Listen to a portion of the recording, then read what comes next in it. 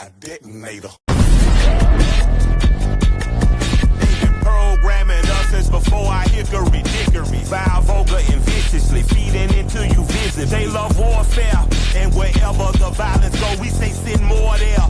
Then the money and power grows until they don't care. Not just dollars, the death of ours will be our fare. On the highway of death, hitchhiking, yeah, I'm there. Life and death got your rival stifled, and yes, I'm him. I'm opposing all of these evil. Talking back a detonator. Because I'm talking about Mayday. That's what's up. It is Mayday, everybody. How is everyone doing? I hope everyone is doing a fantastic day. But of course, you know, it is May Day.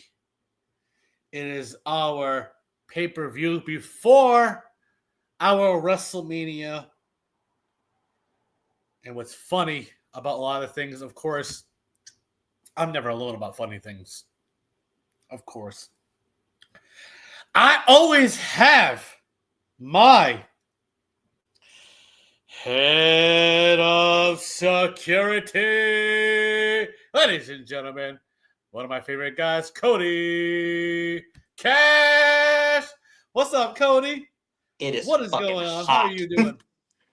We're in Anaheim and it's hot, which makes sense because Mayday is all about radioactivity and biohazards, and we should have just had this in Chernobyl, honestly, because it couldn't get any more hot. I'm sweating, but it's fine. I'm sweating too. We're cool. I'm sweating more because of the card. Holy shit. Woo! This card was fantastic, bro. Absolutely. 100%. But of course, Cody Cash, we are never alone. Of course, I have the CEWA owner with me. Ladies and gentlemen, Phoenix Jackson. Phoenix. Sorry, I'm late. Fucking traffic was a bitch. We are in Anaheim, so yeah, it got busy. That it did. But how are you doing, Phoenix? Fine, actually. Ready for this show. And honestly, what Cody Cash said was right. This card is going to be crazy. Absolutely, it's definitely gonna be crazy. Even after the craziest Rumble show that happened last night, a lot of people are coming out here off the fly, in pain, ready to show off for all these people, even though they're probably hurt or whatever it may be. Of course, but you know, we're not alone though. We have a very special guest who's going to be part of the commentary team when he actually can be here. Ladies and gentlemen, you always seen him as a referee, but no longer a referee. He's by the commentary team. Ladies and gentlemen, one of my favorite guys, Jerry Atrick. Oh boy. Jerry. Sean is somewhere probably pissed right now because geriatric is on the screen. Who cares about Sean Jackson? Always. Jerry, I know how much you don't like Sean Jackson or Marshall Owens because of the fact that you're always in their business, because I make sure that happens. Well, because they're classless individuals. Ouch. Absolutely, indeed. But he calls us the ungratefuls.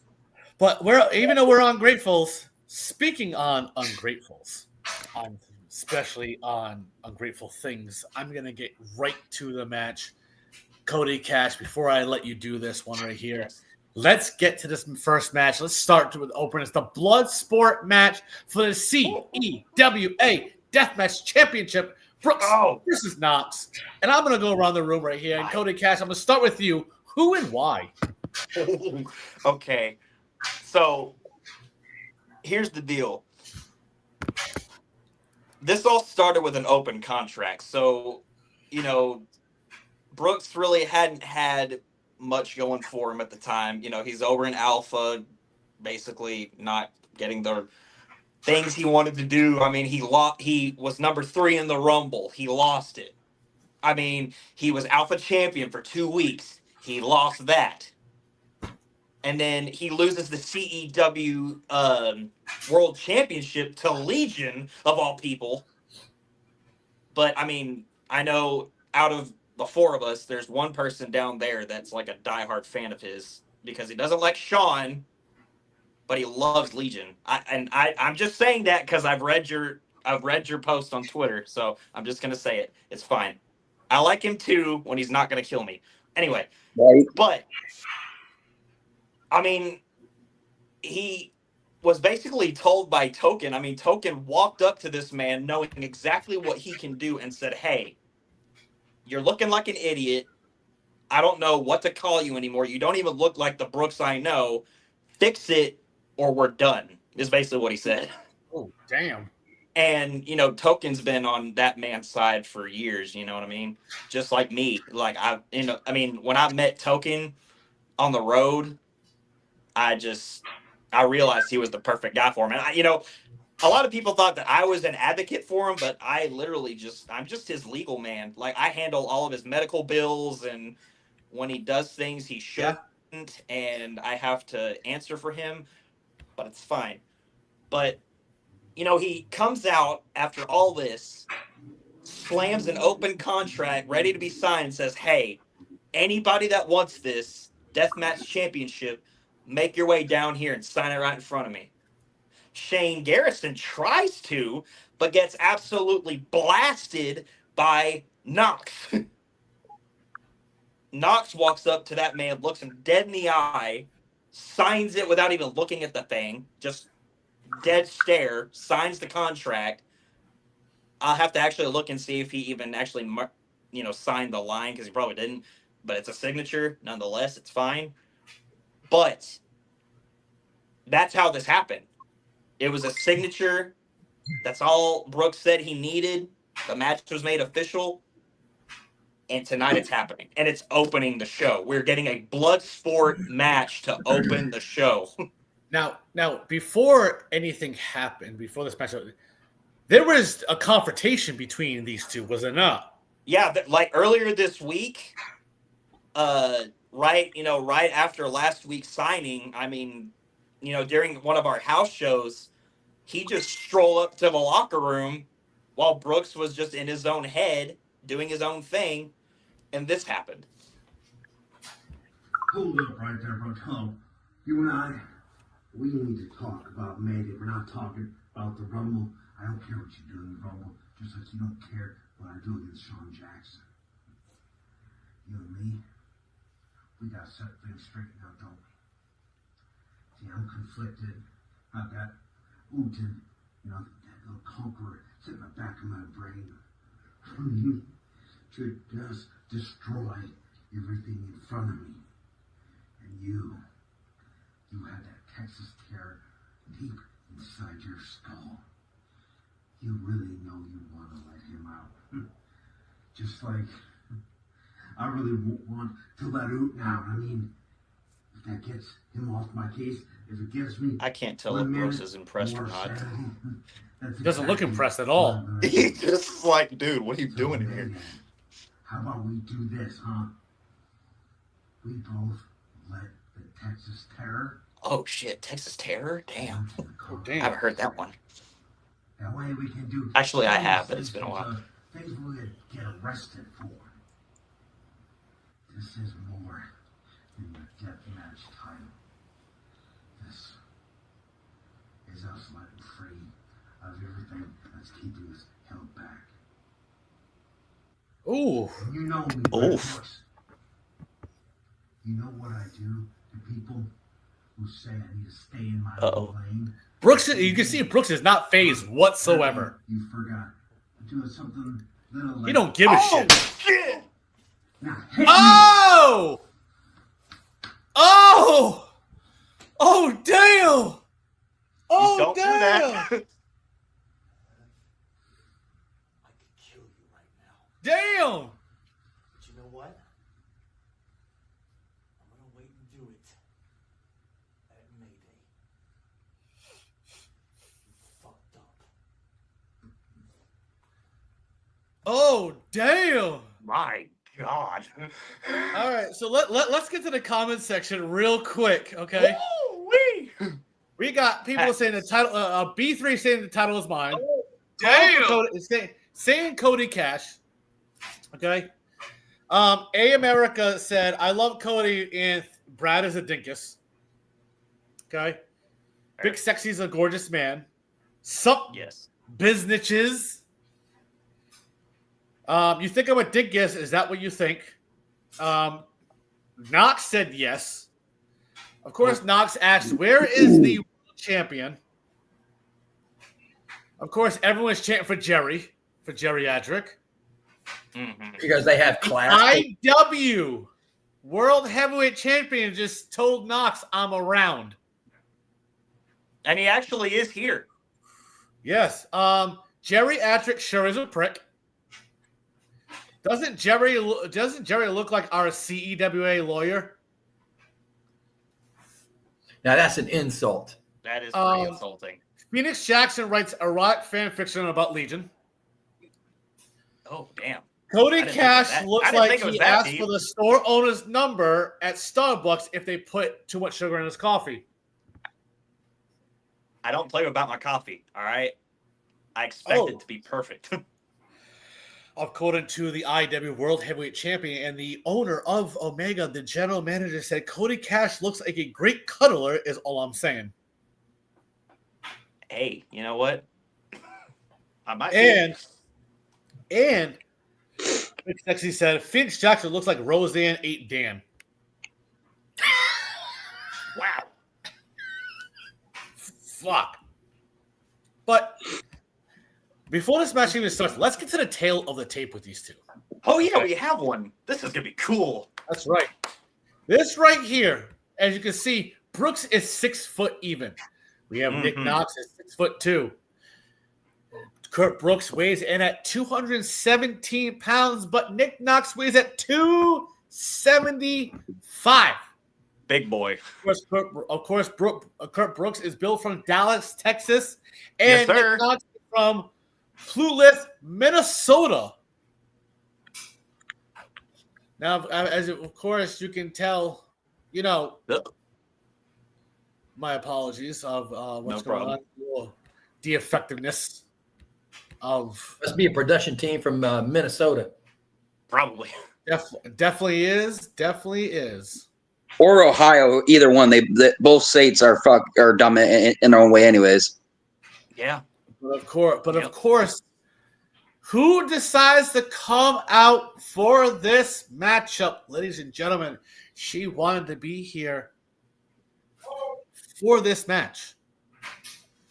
Okay, for this matchup, that is the Bloodsport matchup. Oh, I gotta deal with some stuff for CWA business. Len Lenore. Yo. I know you wanted to be here for this matchup right here. And of course, you know, it's one of a hell of a matchup, but Cody Cash, take it away. Yeah, so, you know, what wasn't seen was the last 2 points, which was both of their finishers. So you got Knox, who has that burning hammer, which is a bull hammer elbow. So once he pulls that elbow pad off, it's over. I mean, that man's got a mean elbow. And Kurt Brooks, on the other hand, loves to cause head trauma of his own when he hits the SBT, severe brain trauma, which is a headlock driver. So he literally just grabs you by the head, throws you like a pencil down straight on your noggin. You're done. And then, this is the cool part. They have keys to winning. Knox's key to win is make it a fight. And you're not done till he says you are. Oh, by the way, Cody Cash, your IW World Heavyweight Champion said, fuck Ohio. Wow. Trust me when I say this. Obviously, he's definitely not a Buckeyes fan. No, he's not. And Brooks' key to win, I've seen it countless times that we all have. by any means. So if he's got to hurt somebody, he's gonna. If he's got to kill somebody, he probably will. If he's got to get the hell out and, probably do like a Randy Orton where the second the match starts, he just slaps the ref and disqualifies himself. I've seen him do it before. It can happen. But this is blood sports, so the only way someone's going to get disqualified is it's not going to happen. It's going to happen when somebody can't even breathe anymore, probably. But so as we got to this match, when we had set up the ring for Mayday, we didn't even set up the whole way. We put the boards up, we put the frame up, we put the mat, the canvas, apron. We left it that way because we had a blood sport match and we got to honor that tradition. No ropes, turnbuckles, nothing. Straight fight. And then we had some of our esteemed CEWA talent get a closer look. You saw some members of the collective come out, but Lenore had asked to watch up close without getting close because she knows what's going to happen. But Sam was out there, Sean Jackson was out there, and Token was out there, but he was up in the skybox because he's really there to see if Brooks is going to call his bluff or not. I think that's why because he wasn't really there like, yeah, you can do this. He was just like, well, I'm here. And then several, we had, some of our talent that'll be competing tonight. We even, for whatever reason, I don't understand, we even had Shane Garrison out there. Maybe it was a bad idea, and I think it was, but we'll get into that later. But they're slamming that mat. They're doing everything, hyping the place up. I mean, Anaheim's going ballistic right now for this first match. Knox comes out to that good old war trumpet that starts his theme of that good old Volbeat song. Man, I love that theme. He loves it. Oh, such a great song.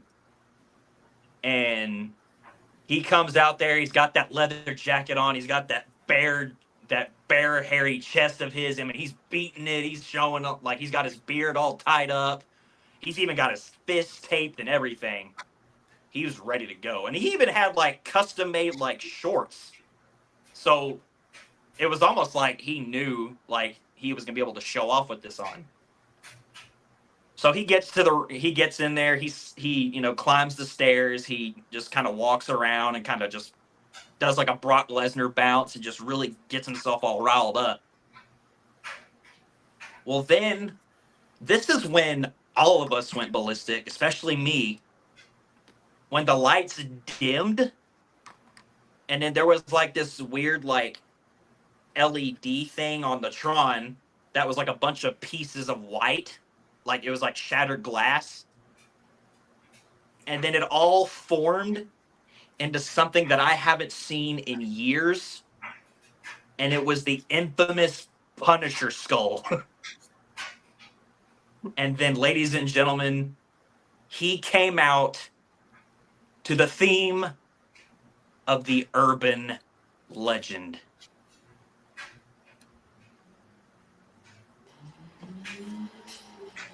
Oh boy. Oh my God. And ladies and gentlemen, he's wearing that Punisher shirt. He's got the sleeves cut off, wearing his traditional like Muay Thai shorts. He's got his hands black tape, skull paint, everything. He looks ready to go. And he, had the hoodie on and everything. He tore it off. He slid in there, got right in Knox's face. I mean, they're like forehead to forehead. He's just rubbing his forehead against him like, you better be ready for what I'm about to do to you right now. And then our esteemed official, that's all gloved up and everything because we know it's about to get bloody as hell, pushes them both back, rings that bell, and I mean, they just maul each other. I mean, they're clubbing. I mean, there was bare knuckles. I mean, they're clubbing each other in the hands. I mean, body shots, back, just straight hammer fist to the back by Knox because of that weight advantage. A couple times Knox even did like a couple like gut wrench power bombs, just lifted the dude up and threw him down. But Brooks was just absolutely volatile. I mean, he would get up after every throw, would just, I mean, with the most stiff forearm at one point, just clubs him right in the, like right here. Like right at the between the bridge of the nose and the jaw. So I mean, he just clubbed him. I don't know if any teeth were missing, but there should have been because that was hard. And you know, it got to the point where blood started to pour. I mean, you had a couple moments where Knox had grounded Brooks after a good takedown and started a ground and pound and just started hammer fisting Brooks in the face. Big gash right on the side of his face. Damn. And we're getting holy shit chants already. Yeah, it's ridiculous. It's insane. And so Brooks was obviously the first to draw blood, but the most blood because he had cut Knox open, but Brooks was just pouring. Like nose was busted and everything. But because this is the urban legend side, the one that Token wanted to see, blood makes the guy nuts. So as soon as he was like able to kind of like push him off, he saw the blood stains next to him and realized it was his. Knox is, you know, pacing around that corner. He's like, come on, get up. Brooks gets up. And I mean, with the most, for a 217-pound man, just runs as fast and hard as he can with the most hollow point knee I've ever seen right to the jaw. And it knocked Brooks out. It knocked Knox out of that mat. Like he fell onto the pavement. Cody. Yes. According to A America, Knox did spend time learning Muay Thai. So he has plenty of MMA gear. Yes. Yeah, they were doing a lot of MMA stuff. They were doing a lot of takedowns and chain wrestling and stuff. And then they got to the outside of the ring. I mean, Brooks was just throwing him in the barricades, and then Knox would retaliate, do the same. At one point, though, Knox really reeled him when Brooks was going to go for like he stepped on those stairs and was about to go for like a double knee to bring him down. But Knox grabbed him by the tights, like the corner of the tights, lifted him up and apron power bombed him right on the spine. Damn. And then a couple times, like Knox, you know, he used the outside some more. At one point, though, because of what happened and what we mentioned before, Knox kind of like grabbed Brooks by the face and said, I want to see more. This isn't enough, and shoves his face down. But he shoves his face down in front of Shane Garrison. Oh! Shane starts to bow up to him for some reason. Knox smirks at him like, really? You want to do this? And Shane starts to bark. They start barking in Anaheim. He gets all, you know, starts the frothing of the mouth, starts revving himself up, goes for that 29 miles per hour spear, but Knox grabs Brooks and hauls him in front of him, and he gets speared instead. Oh! And Knox, you know, he just enjoys that. He's like, well, see, I told you. And then proceeds to just headbutt the snot out of Shane when he gets back up. And then Knox slides back in that canvas. He's waiting for Brooks to get up again. Everybody that's around the ring, I guess for some reason, because they understand Brooks's point of view and the fact that he really needs this, some of the collective walks over, starts hyping him up. Sam even reaches down and lifts him up. See, the collective should be sent to the back on that. See, if I was the referee, that wouldn't happen. You got Come on, Kurt, get up, darn it. And Brooks, he stumbles to get up, but he gets up.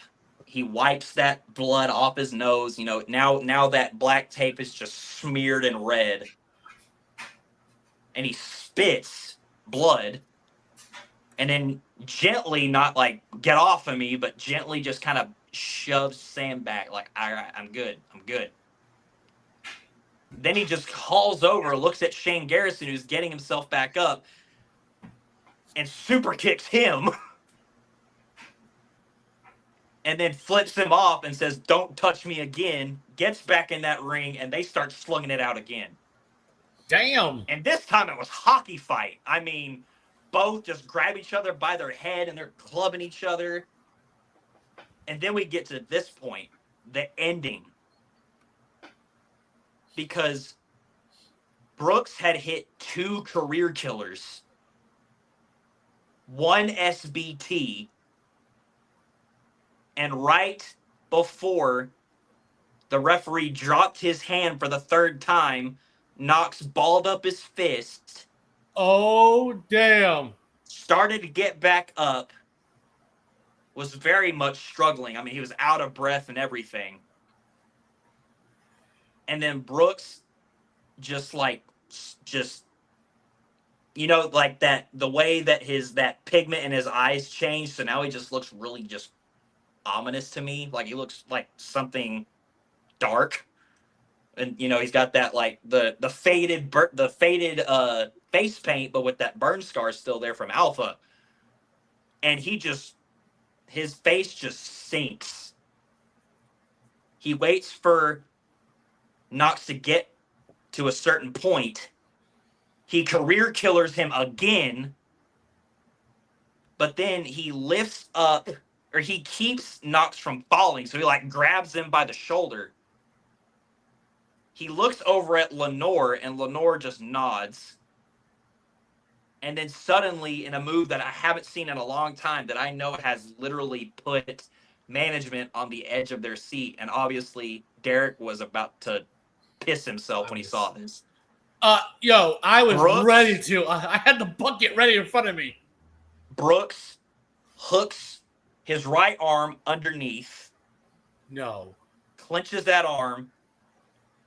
Gets the left arm, hooks it backwards, wraps his legs around Knox and locks in a Kimura and drops down. And is about to break the dude's arm. He is wrenching it back. At one point, he even gets back up and puts Knox in a very uncomfortable position, starts going this way. So it's like that close to snapping. God, And Jerry, what do you think of that? They're slamming that mat. They're going crazy. They're hollering for Knox. They're hollering for Brooks. They're getting louder for Knox. Knox starts to, like, just Daniel Bryan style, starts just, like, pumping himself up.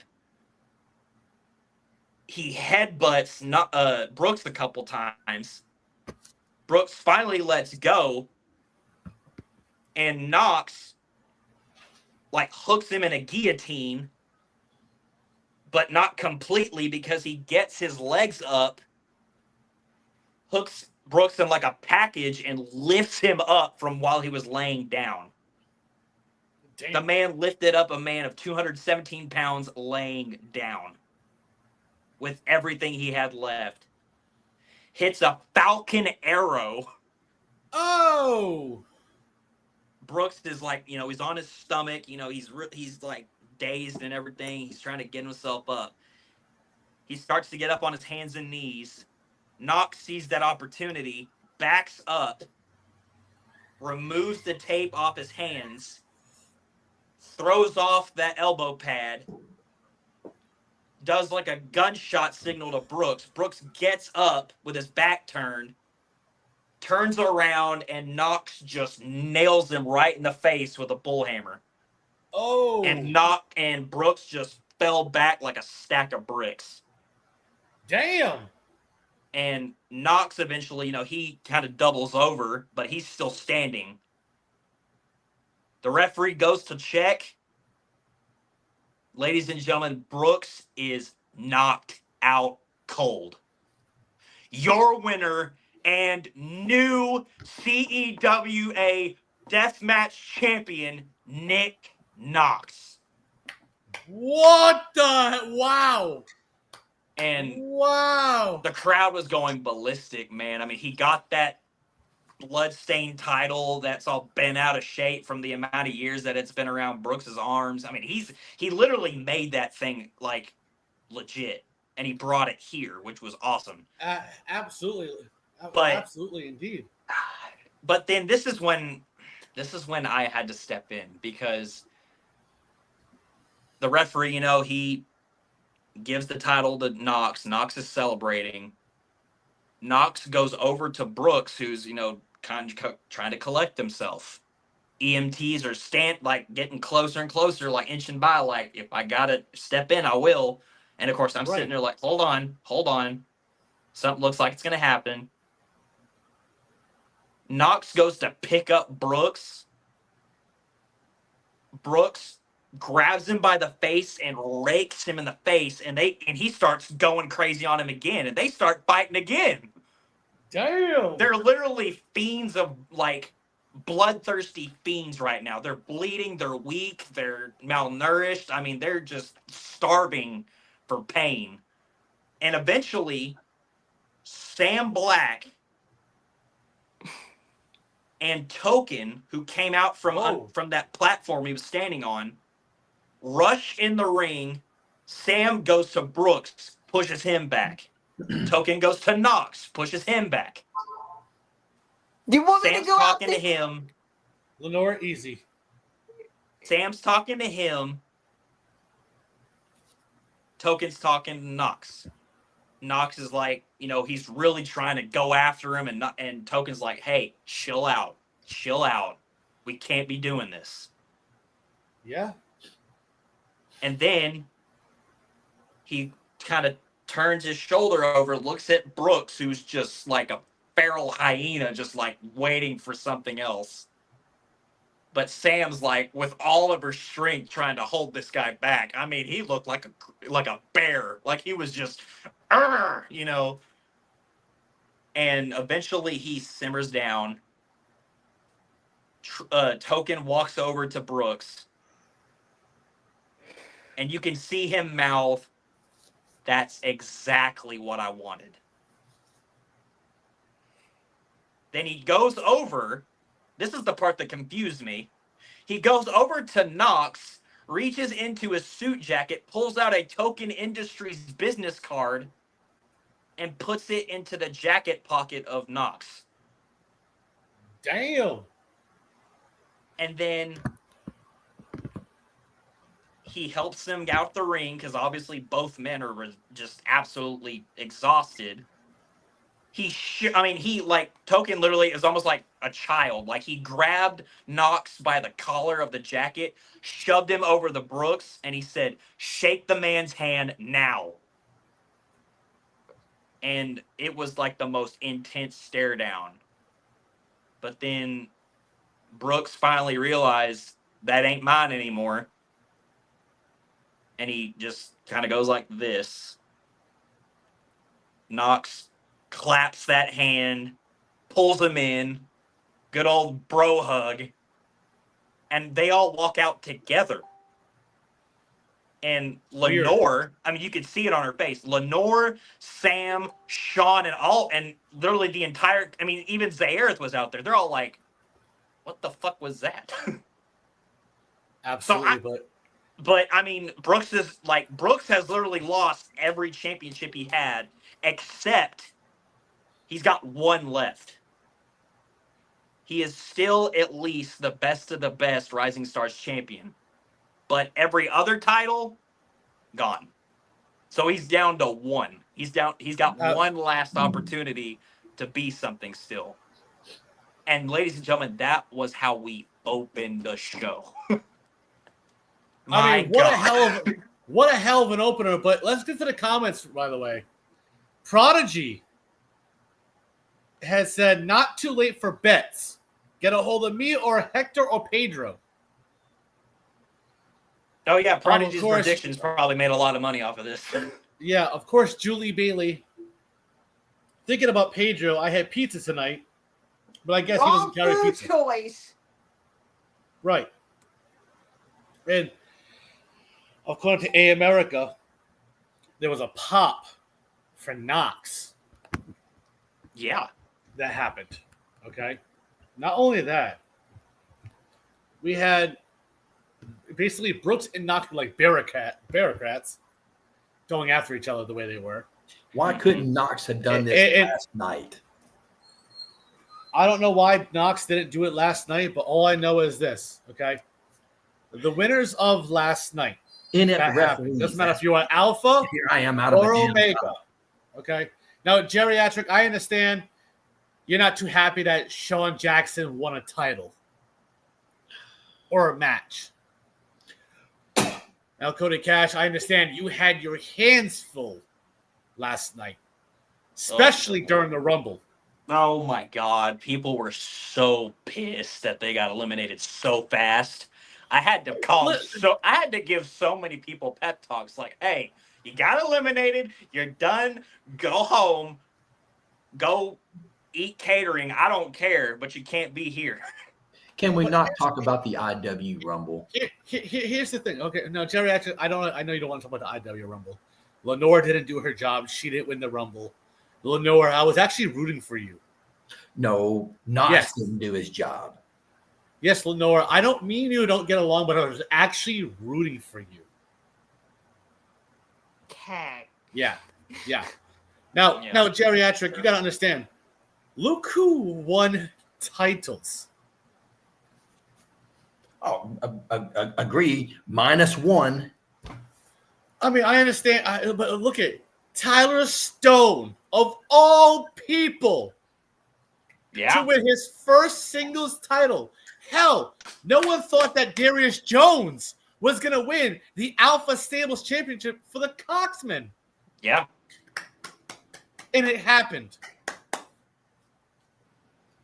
But last night's showing was unbelievable.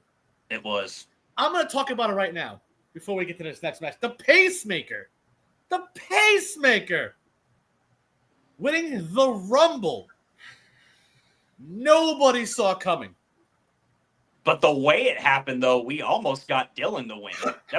He was that close, and then something happened, and then yeah. Here's the thing: the Pacemaker pulled a Shawn Michaels British Bulldog kind of moment.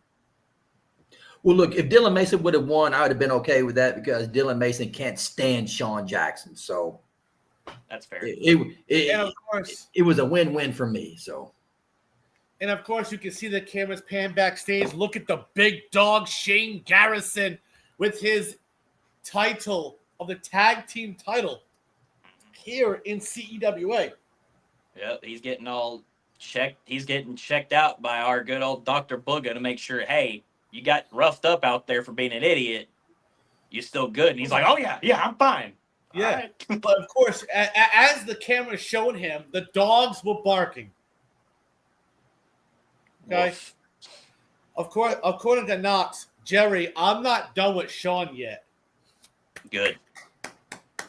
This is why I mentioned Legion earlier, because that's someone that also hates Sean. Yes, of course, Shane Garrison said, I'm upset I wasn't in the Rumble match, but of course Knox had said, you already got your ass kicked. Also, he didn't last very long. Ground Radio won a lot of money on the bet, though. Of course, Lenore, absolutely Prodigy. I said Ground Radio won a lot of money off of Pacemaker winning the Rumble. Yeah, you did. Now, here's the thing. Now, Cody Cash, I'm going to talk to you about it because you've already brought to me the commotion about Knox and Shane Garrison. Yeah. So, I think those two should have a match. Cody Cash, if those two should have a match, where do you think it should happen? Heat or Wrestleversary?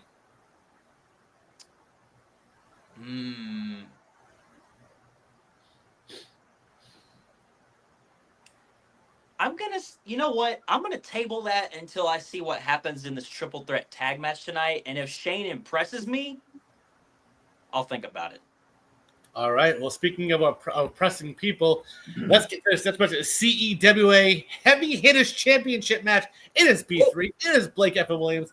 And of course, B3 was in the gorilla. He is walking out to the ring, as you can see. And of course, you know, Blake Evan Williams walking out with that Heavy Hitters Championship. Now, this matchup was 10 minutes long. Yeah. Went back and forth between both of them. You know, I really thought B3 really had this, but So did I. Blake Evan Williams hit the drop of righteousness for the 1, the 2, and that good old 3.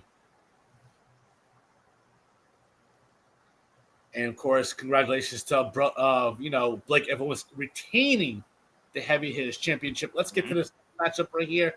Brother Moses versus Harley Zane. And of course, I like to say it. This was a one-sided match for Brother Moses. He tossed around Harley Zane like it was a sack of meat. Okay? Now you can see Brother Moses is what happened was you can see that Billy Gore and Johnny Rotten are on the ringside with Brother Moses, as you saw what happened last night. Now, with that being said, of course, one-sided, being one-sided, Brother Moses decided to destroy, Harley Zane. And he hit the Moses drop for the 1, the 2, and that good old 3. I mean, congratulations to Brother Moses on defying all the odds, but Brother Moses just grabbed the microphone and said, "I hear that the Open Challenge Championship is being fused with something else." Oh. So I know that at WrestleVersary, the Open Challenge Championship and the other title is being fused. So whoever those 2 champions are in that match, I want in. Oh, boy. That's what you do. So I'm going to make it official.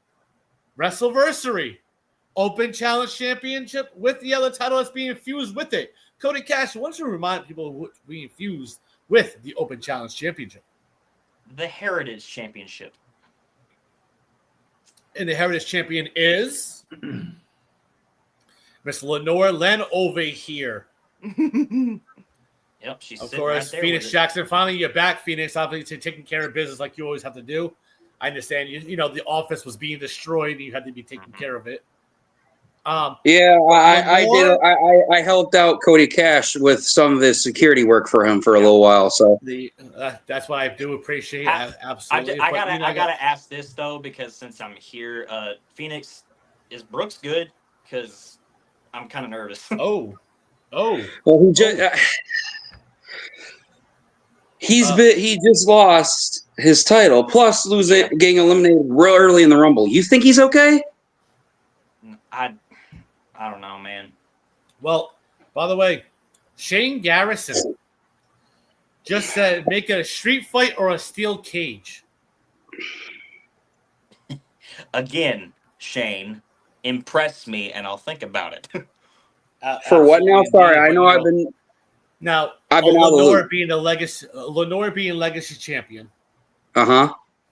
We also have the Open Challenge champion, which that champion and the legacy champion are going to be in a triple threat with Brother Moses at WrestleVersary. And it most likely will be night 1, just because it's absolutely a good one. Can I just cavalcade my Brother Moses already and just let it be a one-on-one match? Well, obviously, that just happened. What happened beforehand? I mean, I know you want one with him, but you got somebody else that has been kind of breathing down your neck lately, and I'm not going to say who because you know exactly what I'm talking about. Anyway, no, it's the Heritage Champion. Later on the night. By the way, Derek Cole, it was the Heritage Championship. That's yes. The Heritage. Yes. You said, I said it earlier. Come on, man. I know, but he said, he said a Legacy Championship. No. I said heritage. No, but Derek said legacy. Yeah, I said legacy by mistake. That's why I'm Heritage saying Championship. I said the right one because I know you said the right one. But anyways, let's get to this next matchup.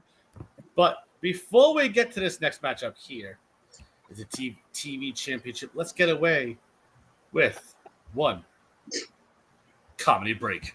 The following video is an endorsement by Reagan's Brand Entertainment. I want a butterscotch toffee, asshole. It does not matter how slowly you go as long as you do not stop. This is the worst quote. That's what she said.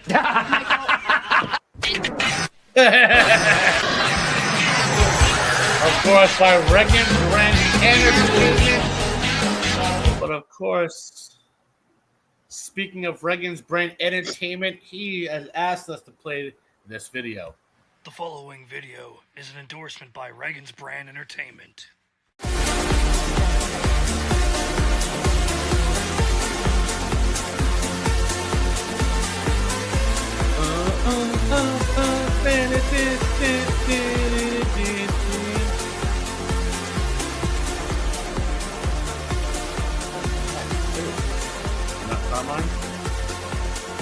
Of course, we have GCW Tournament Final, the 13th Marathon, NHL Finals, and many more with Reagan's Brand Entertainment.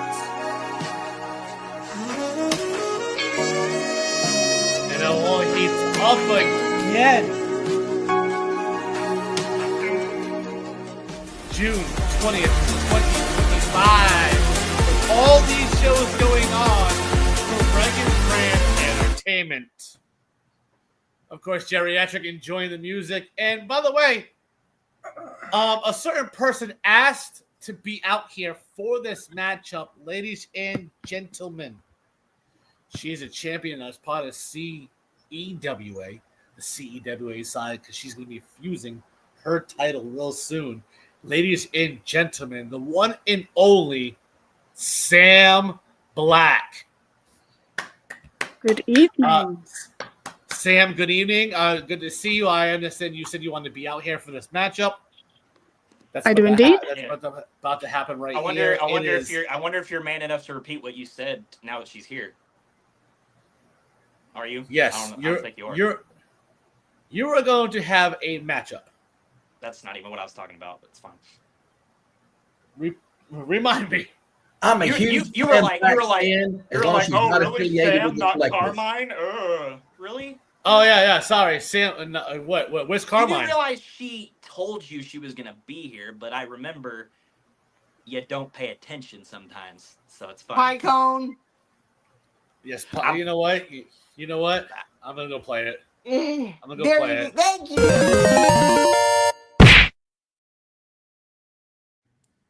Go ahead, Cody Cash. Say it. Derek Cole, you're the pine cone of the night, my friend. Obviously, I am, but let's get to this next matchup because Sam Black said she wanted to be out here for this matchup. It's a no disqualification match for the EWA Television Championship. It is the champion, James Park, taking on the real Tim Cyphers. Yep. Now, as we know, Tim Cyphers had an altercation backstage. Yeah. And of course, Cody Cash, you and of course Phoenix Jackson had to make sure that security team was in front of all the action that happened backstage. Yeah, but I mean, we were as fast as we could have been, but we were like a second and a half too late. They were already going. I mean, yes. Tim was already having his way with whatever was going on. There was so much commotion and so much shit everywhere. I couldn't even tell what was going on. To be fair, I don't know. I just know some of my guys were laid out and I wasn't happy. That's all I'm saying. Absolutely. But this matchup right here was not really long of a matchup. It was 11 minutes long. Okay. It was a good, solid back and forth. You know, Tim Cyphers really getting the beginning of this matchup. And then, of course, James Park doing what he does best as the Alpha King. Mm-hmm. And, you know, they went back and forth. But when it came down to the end of the matchup. Sam, what are you doing? You're getting kind of jumpy there, Sam. As you can see, Sam Black just ran from the commentary table. That wasn't part of the play. Okay. As the referee is distracted by James Park, Sam Black hit the sky's the limit. Okay. On Tim Cyphers. Oh, I just calmed somebody else down. And of course, she runs out of the ring to the outside. And the referee has no clue what's going on. James Park goes for the cover. 1, 2, 3. And of course, Sam Black coming back to the commentary table. Referee raises the hand over the Alpha King James Park, but Sam Black, what was that about? I hate it when you lie to me. I'm perfectly innocent. The referee didn't see it. It didn't happen. What are you talking about? She's not wrong there. She's not wrong there. Yeah, she's not wrong there at all. That is true. That is true. But of course, Geriatric over here being happy for what you did. Yeah, I mean he's the most civil referee I know, but nobody wants to tell me otherwise. Right? Just that's why I pay him double. Yeah. Well, but when it comes to this next matchup, this is a regular matchup. This singles match, it was Chocolate Delight taking on No Mask KC. And to me, this was a one-sided matchup. Yeah, it was. You had, of course, Chocolate Delight trying to get any offense in, but No Mask KC, he wasn't having it. And he just went on the attack on Chocolate Delight, hit the No Mask Slam. 1, 2, 3. After the matchup, okay, Legion runs out because he wants to get some fucking some shit in. He hits Chocolate Delight with the Legion's lecture. I still don't understand. Like, what's with the white shirt and the what is he? I don't know. This is like some corporate Kane shit, man. He did. That's not Legion, dude. Who was that? Here's the thing. The music of Cyrus hit. Oh God. He comes out. He looks at Legion and goes, and hits Chuck and Delight with the Unwanted. I see what's going on. Because here comes. But of course, what happens? I saw it. I knew it. The music of Darius Jones. The hateful bastard. The hateful bastard comes out and hits the downfall. You can thank Tyler Stone on that name. So let me guess. This 3-on-1 match that we laughed about is going to happen, isn't it?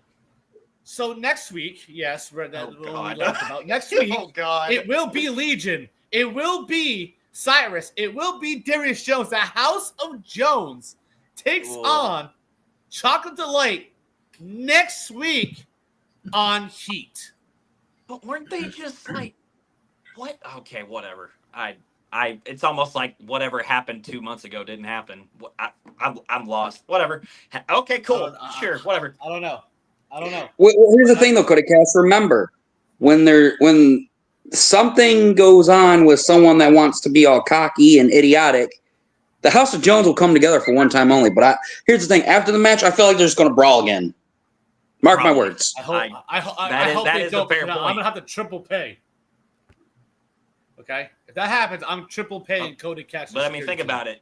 You got Chocolate Delight, then you got the Hateful Bastard, the Madman, and the Devil as a team. Yeah, he's dead. He's straight dead.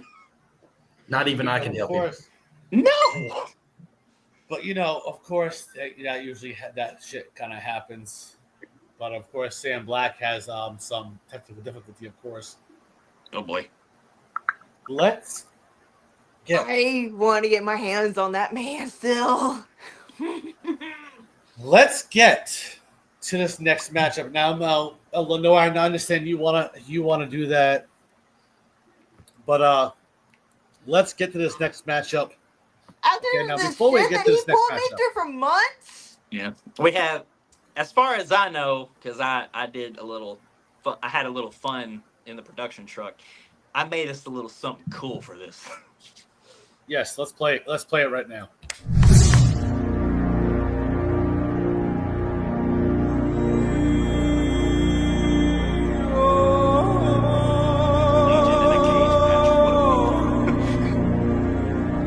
This matchup right here is gonna be nuts. Oh my god. We've already knew from the start. Ed Coop. Oh man. I knew it was coming at some point. Yeah. Now we understand Really that soon. we understand that Ed Coop was going after. Now Legion said. Now Ed Coop last week said that Darius was the last one, but obviously the third matchup between Ed Coop and Legion has to be the last one. So Cody Cash, take it away. Well, so this is why I was confused about the presence of earlier, because so we all saw it, right? Where Ed came out, was saying that, the reason why he did what he did is because he knew that eventually, because of what happened in CEW, where he pissed Legion off to no end and got himself nearly killed for it in CEW, he wanted to come back again. And it was an I Quit match too. So I don't know. And these two have already, this is the third time that these two have done some match that is barbaric to no end. I mean, you've had I Quit match, you've had casket match, now you have a freaking cage. What more could these two do? And so, as we saw on social media, he came out, talked all that stuff, right? And said, he's ready for him in the cage. Well, then Lenore's favorite person, he waltzes on and he is in like this weird, I guess it's his cathedral. I don't really remember I saw the L stained glass and I was like, I think I remember that place, but I haven't seen it in broad daylight. It's usually dark and weird. And there was sunlight in the background and I was like, weird.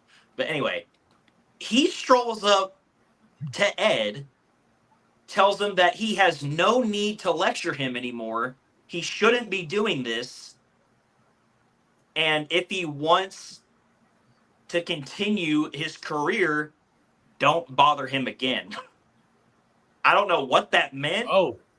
But Legion warned him and said, hey, I'm trying to do this for myself. I'm trying to be a different person. Leave me alone while you can, By the way. So. By the way, Cody Cash. Yes. According to Amelia Ares. Oh, dear. Oh, my God. Lenore is sitting on a chair and not on her bed. We're moving up. Lenore, what are you going to say about that? What? Can't be comfortable? Damn, you know what? It looks like he's leading up to a matchup. For talking about sitting on a bed, really? No, dude, you'll make a match out of anything. Let's chill. On this match. Go ahead, Cody Cash. Continue away. So, the man that basically brainwashed me for months. Yeah. So, here's what happened. Ed Coop comes out first, and he's, in his gear. He's ready. He's got those shades on. He's got that backwards hat. High-fiving his Koopa Troopas. He's all excited. He's all like, yeah, let's go. And gets in that ring. Cage is still, it's still floating up in the air, as ominous as that thing is. And it's just silent for a minute. We're all sitting here okay, now what? And Ed's starting to get a little impatient. Well, then the lights dim the cage goes down very slow. And obviously Ed's looking up like, I didn't do that. I wasn't ready yet. Hold up. What's happening? Cage goes all the way down. Lights black out. And when they come back on, in a orange and purple spotlight on the center of the ramp, Haven. Oh, damn. And you know how we thought, we saw her presentation whenever she first started doing her like whispers and stuff, and it was like that biblically accurate angel thing, like that was terrifying to look at.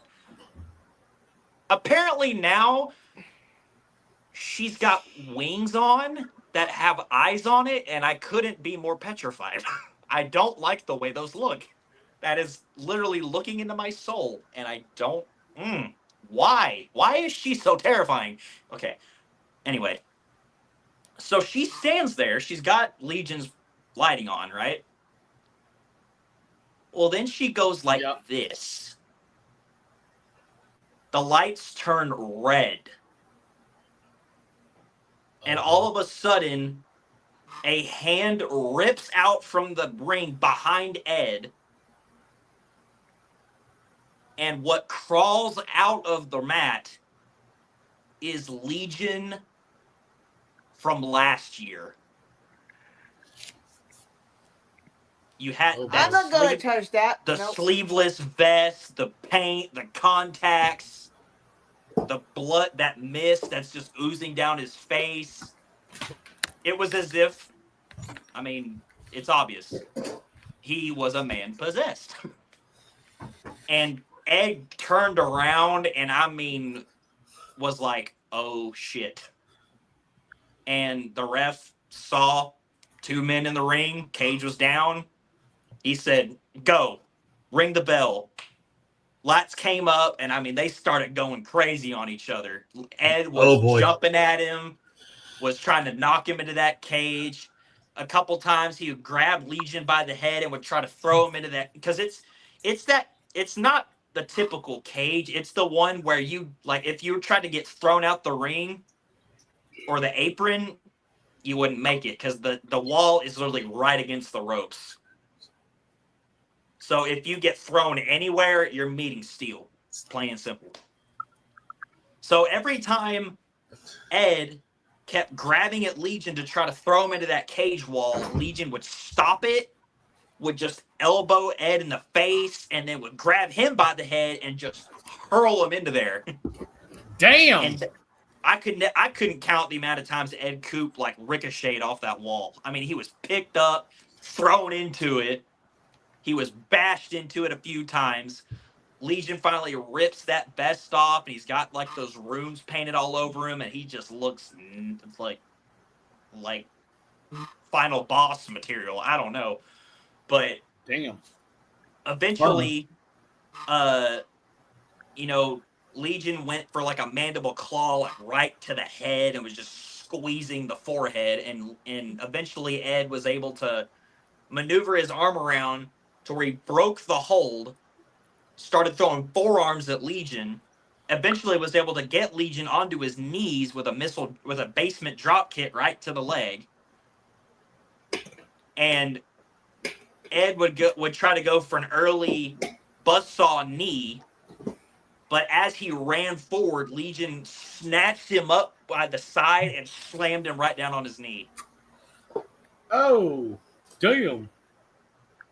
And Legion just like, I don't know how to describe this guy anymore based on what we're seeing here, but I mean, he was it was like we were watching the Boogeyman in IW. Like he was like doing like weird like swaying, and he was like stalking Ed as he was getting up, and then he would just keep going on the attack.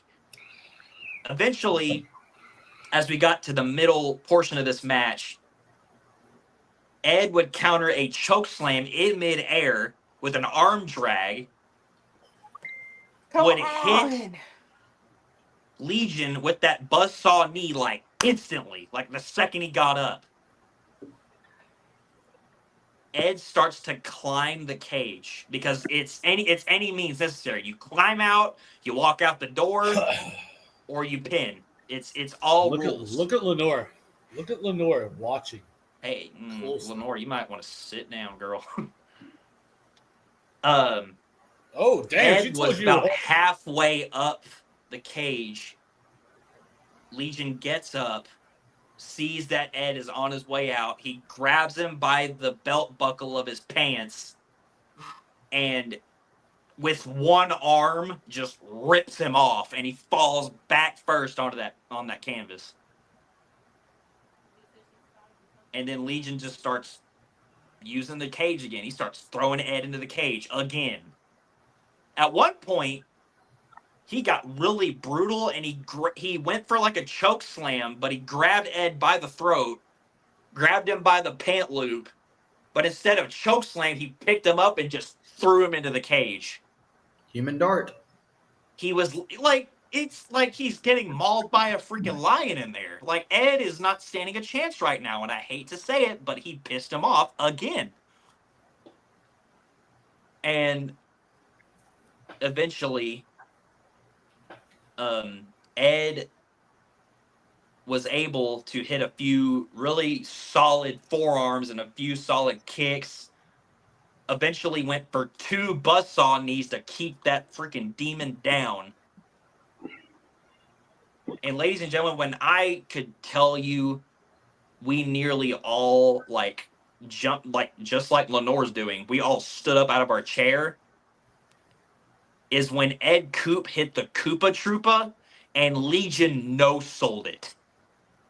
Damn. He popped straight up like, really? That's all you got? And he just grabs Ed he does like a vice grip. He just grabs Ed by the head and just cranks. He just squeezes that head like a freaking watermelon. Ed is like grabbing at his hands, trying to pry them out. He falls to his knees. He's faltering. He's almost knocked completely out cold. But I don't know if Legion might have adjusted himself a little bit too much because he's really trying to just haul it in there. But Ed was able to kind of wiggle his leg out and get a really, really awkward drop toe hold to at least get him to let go. But it didn't knock him down. It just kind of faltered him off. And then Legion goes back to Ed. Ed all of a sudden jumps up and hits a poison Rana out of nowhere, drops Legion down on his freaking head, goes for the Koopa Troopa, hits it this time. And ladies and gentlemen, he pulls Legion back, waits for Legion to get on his hands and knees, hits a stationary buzzsaw knee. He didn't use the ropes or anything. He just stood there and kneed him right in the face. Damn. And Ed is tired. He's sweating. Luckily, with all the carnage that we've seen, no blood was drawn yet. Right. So Ed looks over, points at the door. Referee opens the door. He walks towards that door. He goes under that one rope, gets one leg up. He's at the door frame. It's like he hasn't even climbed down yet. Look at Lenore. She's ready to pounce at that door. The lights flicker. Oh boy. They go off for a second. They come back on. Haven is standing on the steps. Jesus. And she look just look at his face. She locks eyes with Ed, and he's about as white as a ghost right now. Look at his face right now. And she just kind of tilts her head. And this is the part that really terrified me because, Lenore's sitting over here. Haven turned over to where we're sitting and smirked at Lenore and then turned back. Because she just senses how paranoid she is right now.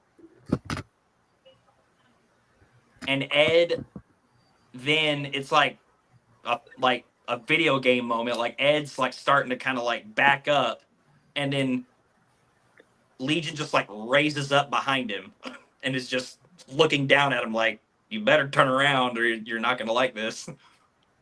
And then just with all that long hair Ed's got, he just grabs him by the scalp, yanks him back into that cage, slams the door in his face, literally in his face, like doesn't even let him go backwards. He just grabs the head, holds it still, slams it in his face, pulls him back, hits him with a choke slam. Jesus. Goes for a pin. Ed kicks out at 2.5. Slow count. And Legion just looks over at that referee. Just that one little eyebrow raise, like, I need you to do better. And of course, the referee's like, hey, I'm just trying to do my job. And Legion goes, you're not doing it well. I was like, whoa. And this is the Legion that we miss, I guess. He's the one that will literally just snap at anybody that says a word, And Ed, he tried to fight back some more. At one point, he tried to go for that. At one point, he actually was able to dodge a big boot from Legion, who got himself caught in that top rope. And Ed, finally realizing he's got to do what he's got to do, he kicks the middle rope, and it causes some tension in a certain spot. And that's what you call an elevated low blow. Because, that top rope just bounced right up into his nethers, and he was just like, ah! Just end it already! And Ed starts going after the legs, because, the longer Legion's able to stand up, it's over. You know what I mean? So he starts going after the legs. He starts stomping on the knees. He even wrenches in a figure 4 leg lock a couple times. And he hits the Koopa Troopa for a 5th time. He sets up for that buzzsaw knee. Legion is ready to falter. He is actually beaten right now. I can see it. Charges at Legion. Legion perks up, and that mist just shoots into his face. Damn. And for the first time in 2 months, Legion brought the black mist back. Oh, damn. And Ed obviously is blind. He's just pawing at his face. Legion hooks him up for that Legion's lecture. Just plummets him down right on that canvas. And Haven hasn't moved. She's just sitting there, just still right where she was, even though the door's shut. She's just standing there, admiring the whole thing. Legion folds the arms like he used to do. Snaps up to hard cam, staring bullets into production. 1, 2, he lifts up the arms. Oh, you son of a bitch, you! God dang, Lenore, where the fuck did that language come from? And then he's ready to go fuck him up. Obviously. Legion looks like he's starting to regret what he's doing. Like it's as if whatever. I'm probably gonna do a Beetlejuice moment. It's as if Malachi is trying to come back because that's who we saw in the video. White shirt, looked like a normal person. Yeah. And Legion's kind of shaking his head, and he's kind of pawing at himself a little bit, And then Haven just Phoenix turn it off. goes like this. She reaches into that pocket of her satchel, pulls out Scarlet again, hands Scarlet to Ed. Stay off your phones. And for some reason, Legion's like, what are you doing? And Haven says, do it. And Legion's like, what the fuck? Yeah. And Ed is like realizing that he's been possessed or something, because now his arm is starting to reach toward his neck. And he cuts himself in the face with Scarlet. That's an And interesting Haven way to starts put it. laughing like a maniac. Like she starts just giggling and laughing and starts prancing around the ring like just a creepy little girl. I don't know. She made Ed cut himself. That's a new trick from her. Whoa. And then Legion suddenly just whips around Ed, hooks that guillotine, drops down, hooks those legs as tight as he possibly can like a freaking anaconda, wrenches back, and Ed is like flopping around. His arms are punching at Legion, but he's not doing anything. And then limp. Oh, The damn. referee calls for the bell. Legion won this match. Oh, the irony. Damn. And then Haven, but like the match didn't even end for 5 seconds, and Haven starts to go into the ring. And then, Lenore, I swear to God, don't you get up. Lenore, don't do it, Lenore. Don't, Lenore, stay don't you here. dare! I swear to God. Don't you deal, Lenore! Damn it! She gets up from commentary. She runs to that ring. She What'd I say? slams onto that cage door that's been locked shut. She's like she's like a feral animal. She's like beating on it. She's saying, Legion, stop. You know, you're a bastard, all this stuff. I mean, she's just going ham verbally on this guy. And Legion and Haven just smirk. They're like, you can't do nothing. You're over there. We're over here. Oh, boy. And then she kind of backs up. She looks over to the timekeeper station, gets an idea, rips open a toolbox, gets a pair of bolt cutters out, walks to that door, cuts the cord, cuts off those zip ties, rips off that chain, opens the door, pulls out a pipe from her back pocket. No! Haven steps forward, and she just goes, and then in the most like weird, creepy way possible, blows her a kiss. The lights go out, come back on, they're gone. The hell? And ladies, I gotta tell you, Lenore was that close to making contact with one of them, at least one of them. You know what? I all I know is this, okay? Seeing what I just saw, okay? All I gotta say is, I can't wait for next month. Because this is what's happening. Because WrestleVersary, baby! Yeah.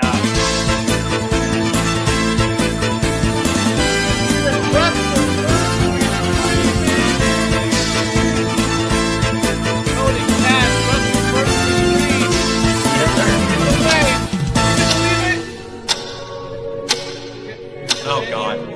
Oh, no. Not the clock. I forgot about the clock. No.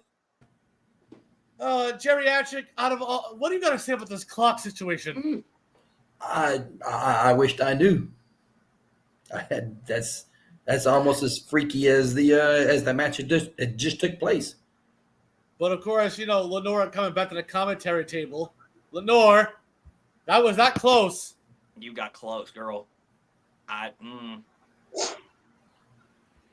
But I mean, to be fair, she did kind of ward them off enough to where they didn't do anything else. But so I mean, Ed is beat up, but as far as I know from what I've been told about from medical, he'll be okay. He's just, quote unquote, from him, I need to lay down. That's all I was told. Absolutely. I can't wait to get my hands on that man. But you know what? Whoa. I think, I'm honestly starting to get annoyed with this, man. Cole, do you mind? Can I do this? Lenore,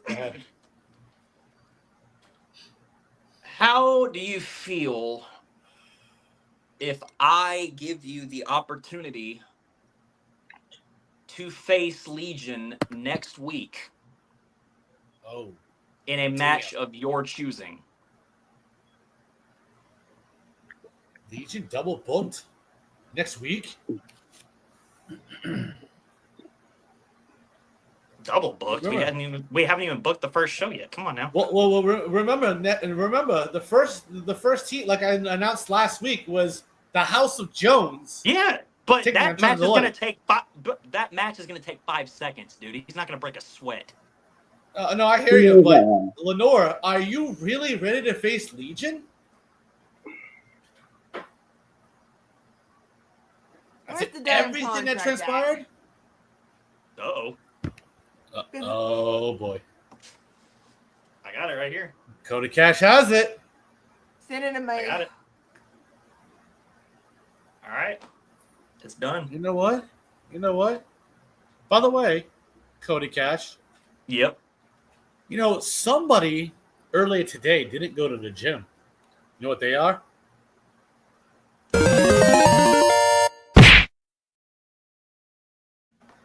Pine cone. Who's the pine cone of the night earlier today? Mm-hmm. First it was you. She is. Yep. Actually, you know what? I'm gonna let you say it. I think you should say it this time, just because you're the honorary pine cone. Go for it. Say it. You know what? Since I'm an honorary pine cone, I'm gonna give pine cone of the night to one Miss Harley Zane. Oof. Not only did she not show up, she walked out of CEWA. Wow, dude. Like legit walked out of the company. So guess what? Bro. You want to be part of CEWA? Don't fucking come back, bitch. We don't need you. For real. Now, but you know what? Before we move on, I got something to say. Go ahead. I said it earlier that we were told that he was here. But ladies and gentlemen, we have production footage that the brand new IW World Heavyweight Champion, the Ace Nick White, is up at the skybox as we speak. As you can see, this is what he had to say. And look at him in the skybox, of course, waving to the fans. And look at him sitting pretty in the skybox. The new IW World Heavyweight Champion who defeated a longtime nemesis. Man. Can you believe what happened? Nick White, another individual who does not like Sean Jackson. So, hey. Yeah, that's a very good point. He doesn't like Sean Jackson. He doesn't like Grime. Dude doesn't like probably anybody except for Phil. Hey, he was happy that Tyler Stone took the title off of him off of Bro Ryan last night. He's also got some pull in Omega. So I mean, he's got to be happy for some people because they help him pay his bills. But whatever. I am for. I also say that because I helped over there Sean too. Jackson. So Nick White just said you're welcome to CEWA. Yes, he did. He just said you are welcome to the crowd here in CEWA.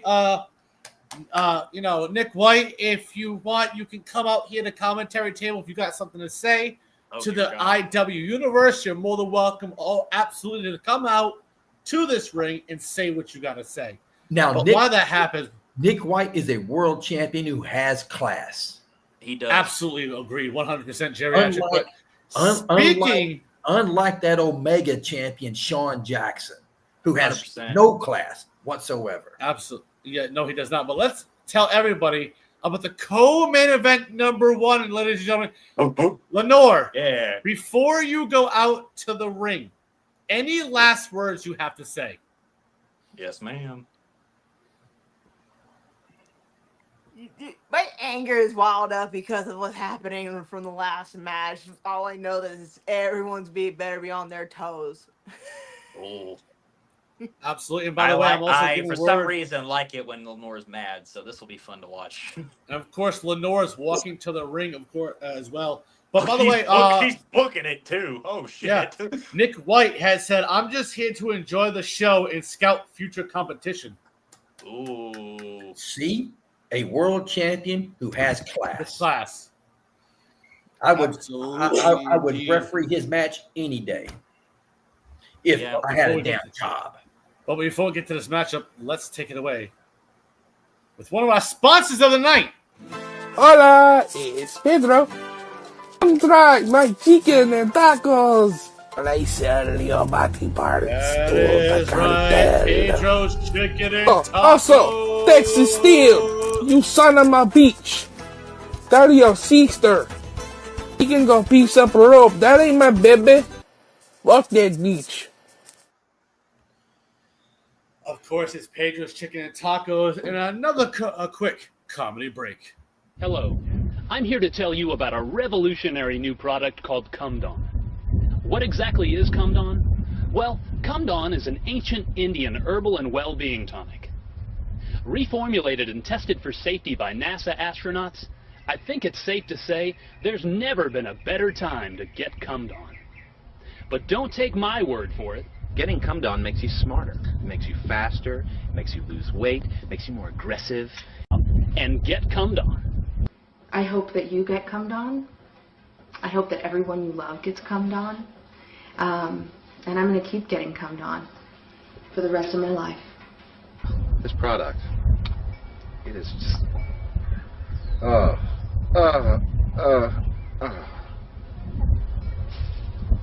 That is the sweet, salty stench of happiness. And during this limited time offer, the first 50 callers will get an amazing new product called Jizzed In. Call now, get Cumdon, get Jizzed In. What are you waiting for? We got Cumdon and we love it! Call now. Absolutely get Cumdon and Jizzed In. As you can see, Lenore Lynn is already in the ring. And look at Lenore. She's sitting in the corner just like Raven would. Okay? She is definitely sitting there the way Raven, former WCW professional wrestler Raven, would sit in the corner. Now, Jerry Ashrick, let me ask you something. Yes, sir. What do you got to say about Lenore Lynn? Lenore Lynn is a great competitor, and she would be even better if she had nothing to do with Shawn Jackson. If Lenore Lynn only knew what Shawn Jackson had to say about her and the rest of the collective, they wouldn't have anything to do with him or Marshall Owens. Absolutely. Paige Jackson. Lenore's a powerhouse. Like it or not, she is. She knows what she's doing. She's ready for this match. She knows how this death match scene a lot well too, and she knows how to get out there and actually win a title. Fair point. Absolutely. And Cody Cash, what do you have to say about this triple threat light tube death match? Oh, golly. The fact that we sanctioned this, first of all, yikes. But I mean, listen. The amount of money that we got for the fucking merge that David Jones gave us, yep, it was worth sanctioning this match. I mean, yeah, we got paid a lot for a blood sport match because They sponsored they even sponsored. They had the ring logo for Josh Barnett's Bloodsport, which is hell of a watch. And of course, but also Cody Cash. Yeah. Why don't you re-announce what's going to be happening in the future of the next season of IW?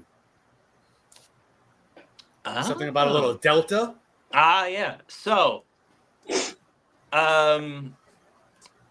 we have decided to bring back a pioneer show of IW. There was Alpha, Omega, and there was a third one called Delta.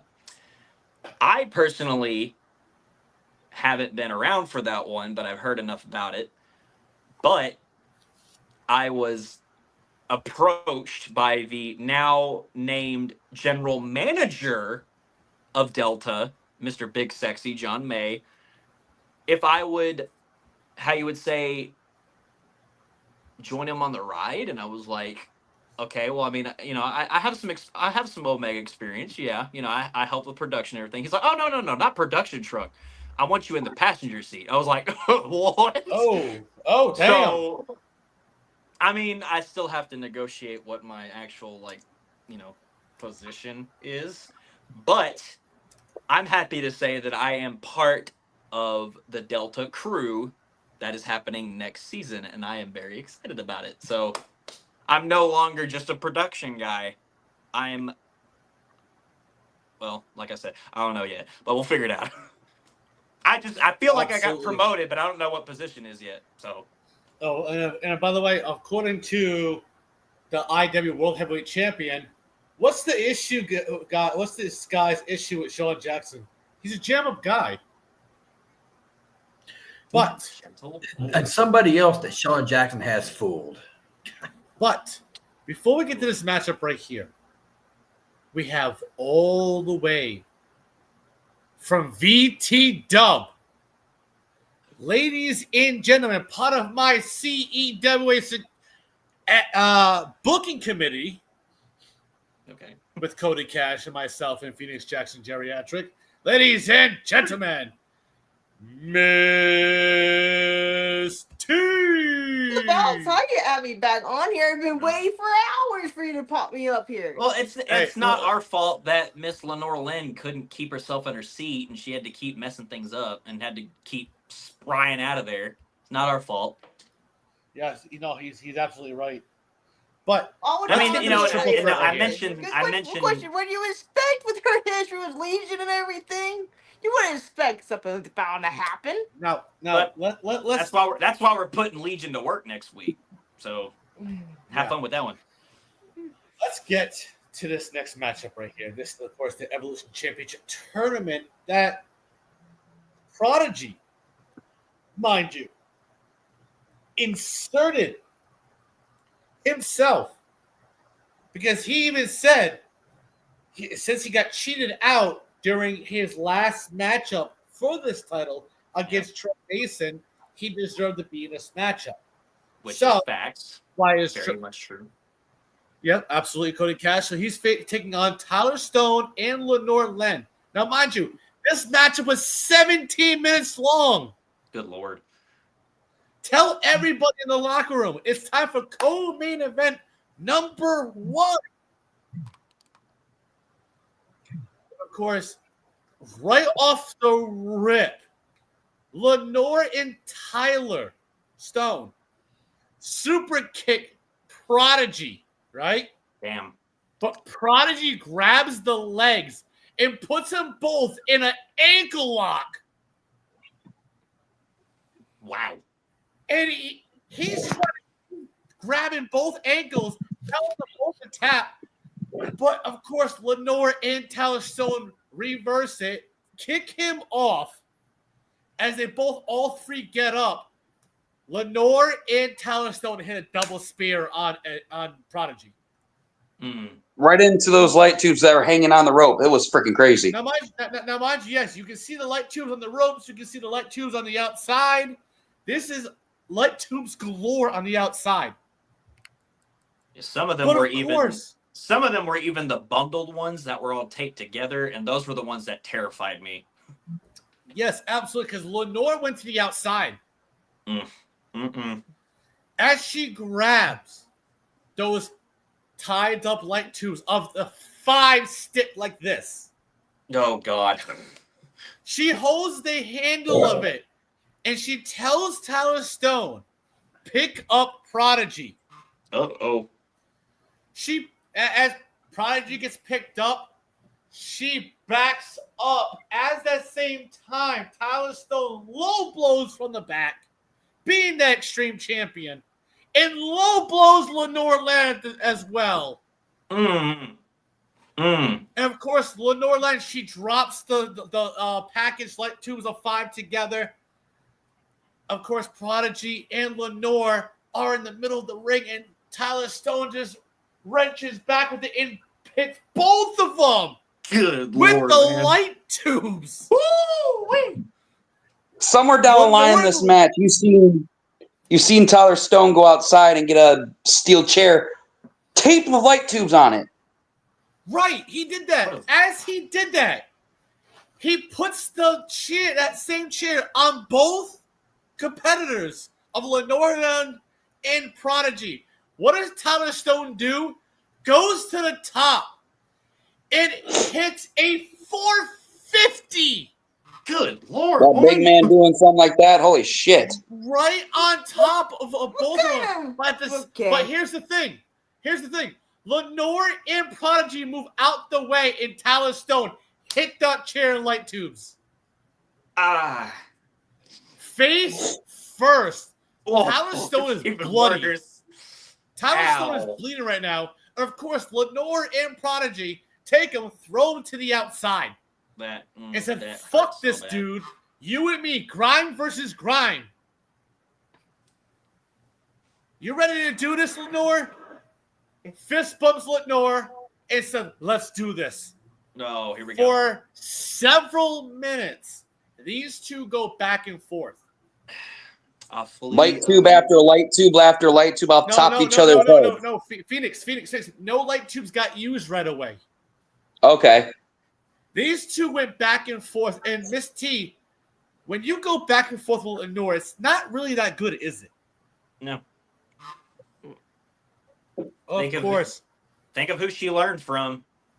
And she has a lot of history. Not only that her time with Reza Grime, also her time with Phil. You know these things that she has studied her tapes?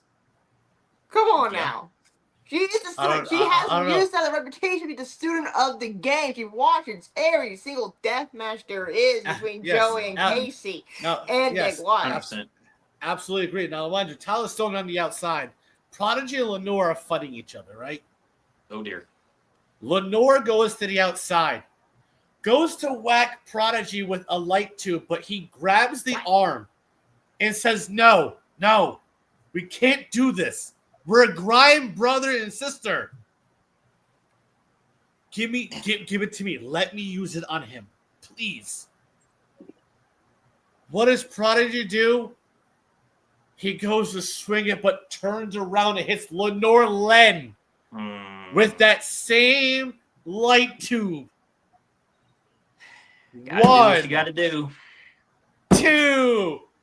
Tyler Stone comes off the ropes out of nowhere and hits a swanton onto the pinfall. Bro, I just hope that Prodigy knows about the one pet peeve that Lenore hates so most is betrayal.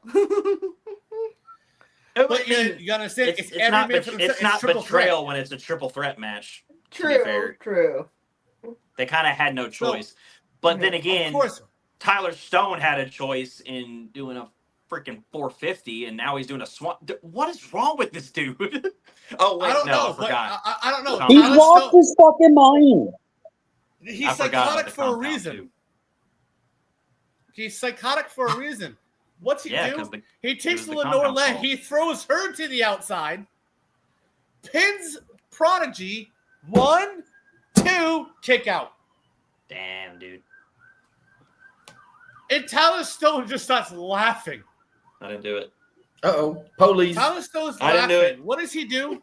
Tyler Stone goes to the outside, pulls out a table. Oh, God. And look at that table, full light tubes too. Yes, it's a light tube with glass table. Literally everything is light tubes on it. Oh. Yeah. That glass It's table. a light tube match for a reason. What's he do? He puts that same glass table into the barricade. Oh, dear. Not only is there light tubes taped to it, he takes a 5 stack of light tubes, put it against it as well. Oops. He takes Prodigy, Tyler Stone, wants to go throw him head first into it, but Lenore missile drop kicks both of them. Oh, shit. And of course, as she did that, what she do? She takes Tyler Stone, takes Prodigy, and said, "I'm sorry, I have to do this, brother." Puts him in the corner behind the table of light tubes. What she do? Goes underneath the ring, grabs another stack of light tubes, puts it in front of both of them. And what does Lenore Len do? She runs and spears right through it all. And that barricade breaks with all 3 of them going through light tubes and glass table. Lenore is fucking nuts right now. This is why you don't I knew piss this her was going to be off. nuts. This is why you don't piss her off. Right. So, of course, what does she do? She crawls over, climbs on Tyler Stone and Prodigy. 1, 2. They both kick out. Wow, dude. Both kick out. Everyone's bloodied and battered in this match too, man. Holy shit. Right. Yes. For the next several minutes, all 3 of them are trading blows with each other. As that happens, Lenore Len hits the Nevermore on Prodigy. Goes for a cover. 1, 2. Tyler Stone rips her off. She hits the Nevermore on Tyler Stone. 1. Man, he was limber for that. 2. Prodigy breaks up the count. Are you kidding me? Listen to this crowd. They're chanting, "Holy!" Really? Then you get it. This is awesome. This is awesome. This is awesome. Like, Jerry, this crowd's going nuts. What do you guys think about this match so far? Brutal. Absolutely brutal.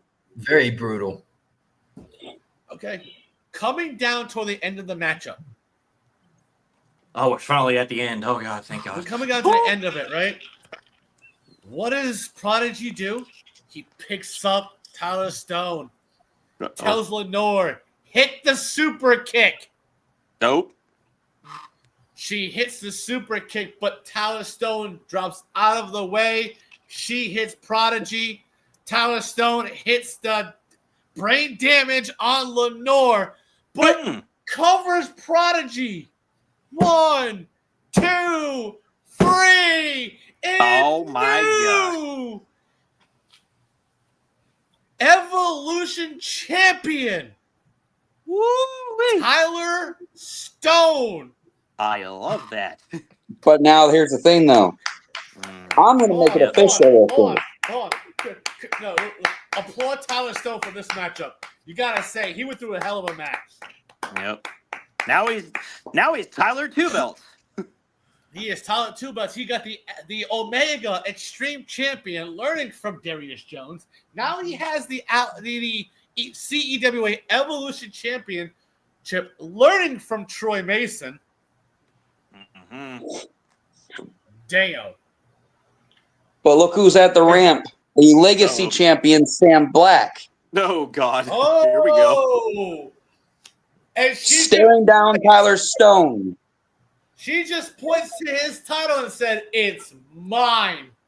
So I'm going to make it official. Next week, It's going to be Sam Black versus Tyler Stone for, what was the title again, Mr. Cody Cash?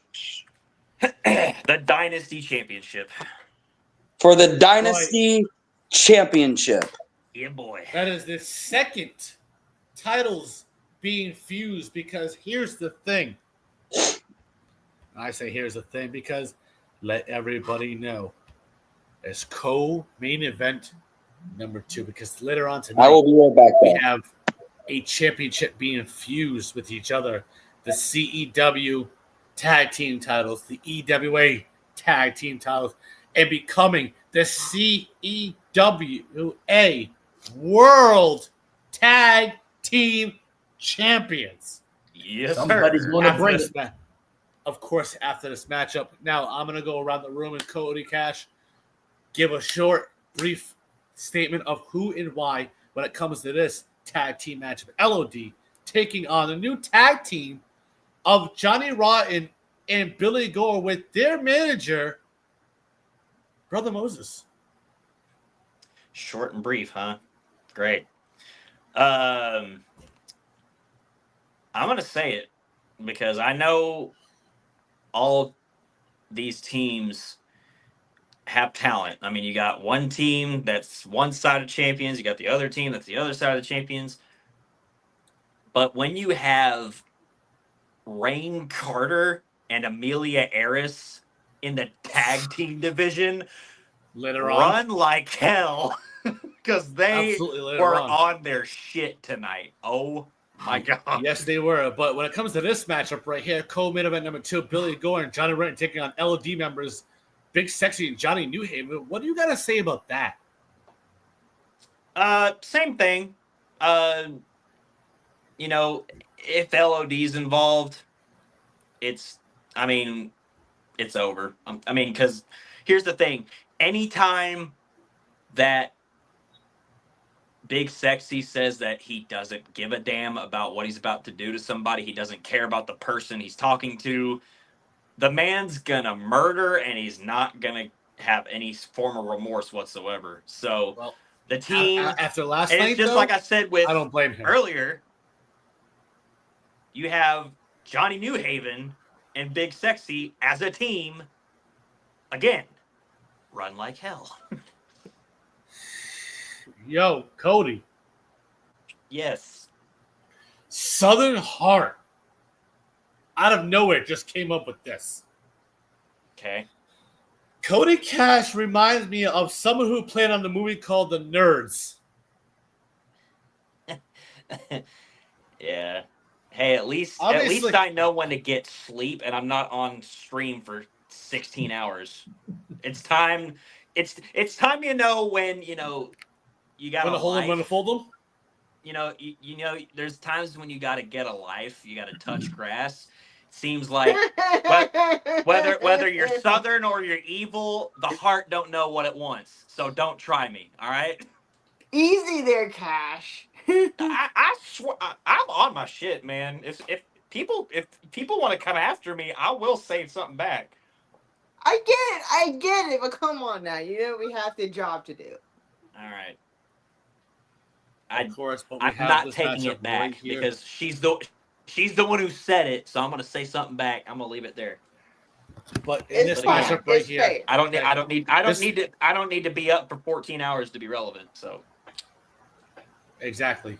Easy. In this matchup right here, it wasn't that. This matchup wasn't that long. It was 11 minutes. Yep. Okay.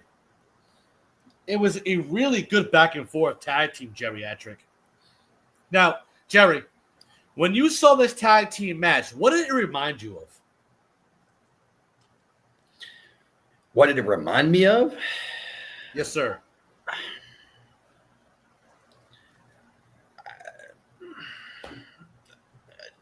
One tag team that was just thrown together that hasn't tagged for very long, and another tag team that has been together for a while that's known as the Legion of Doom. If you want to play on words of the legendary Road Warriors, absolutely. I mean, you've got Big Sexy on one side, and with Johnny Newhaven, and then you've got Johnny Rotten, and look, I've got respect for all four. I really do, but what can you say? I mean, this. Say it with your chest, man. I know you're holding back. Oh, Come Jerry, hold on a minute. Get cameras back. We need cameras backstage. We got Cyrus and Darius Jones and Legion yelling at each other right now. Oh, come on. They are yelling at each other. Hold on. Obviously, Miss Turner has got something to say to you three. So, Miss Turner, go ahead and say something to those three. Can you guys just get along? You guys got a match next week. If you guys keep acting this way, you might, I hate to say it, you might have your opponent beat you if you keep this up. Oh, damn, Miss Turner. All three of them just looked at you with a death stare. Oh, damn, listen to Legion, what he just said. Damn. Go back to your 3-letter playground and leave me alone. Miss T, you just pissed off Legion. That's not good, Miss T. Trust think me, you don't want Legion versus the world. I'll tell you that right now. Shut up. Damn. Better than nothing. Oh, my God. Chill out, But dude. of course, cameras pan back to in the ring. And all four men are in the ring. Now, mind you, when it came to this matchup, this was a 13-minute matchup. Now, geriatric. You saw how LOD was in this match, but you also saw the tag team of Johnny Rotten and Billy Gore. And how good did they actually look in this match? Hey, for a team that hasn't been together for very long, I mean, they did great. They did very well. I mean, they did way better than expected. Two singles guys that are great in their own right, put together. Hey, I was impressed. Cody. What? He's there. Looking behind you. Legion's there. Security! Oh my God. Protect your head! Help! As you can see, security blocks the door of the office of Cody Cash. And, of course, you can see them. It's escorting Legion out of the building. Yeah, get the fuck Whoa. Cody Cash, let's not do that now. We don't do that. Oh, boy. Ready? Yeah. Legion is looking at the camera of what you're doing. Hey, Cyrus, how are you doing? Fuck you. Oh, damn. Good God! The House of Jones. Hi. As you can see behind him, Darius Jones has attacked Legion from behind. What? And Cyrus.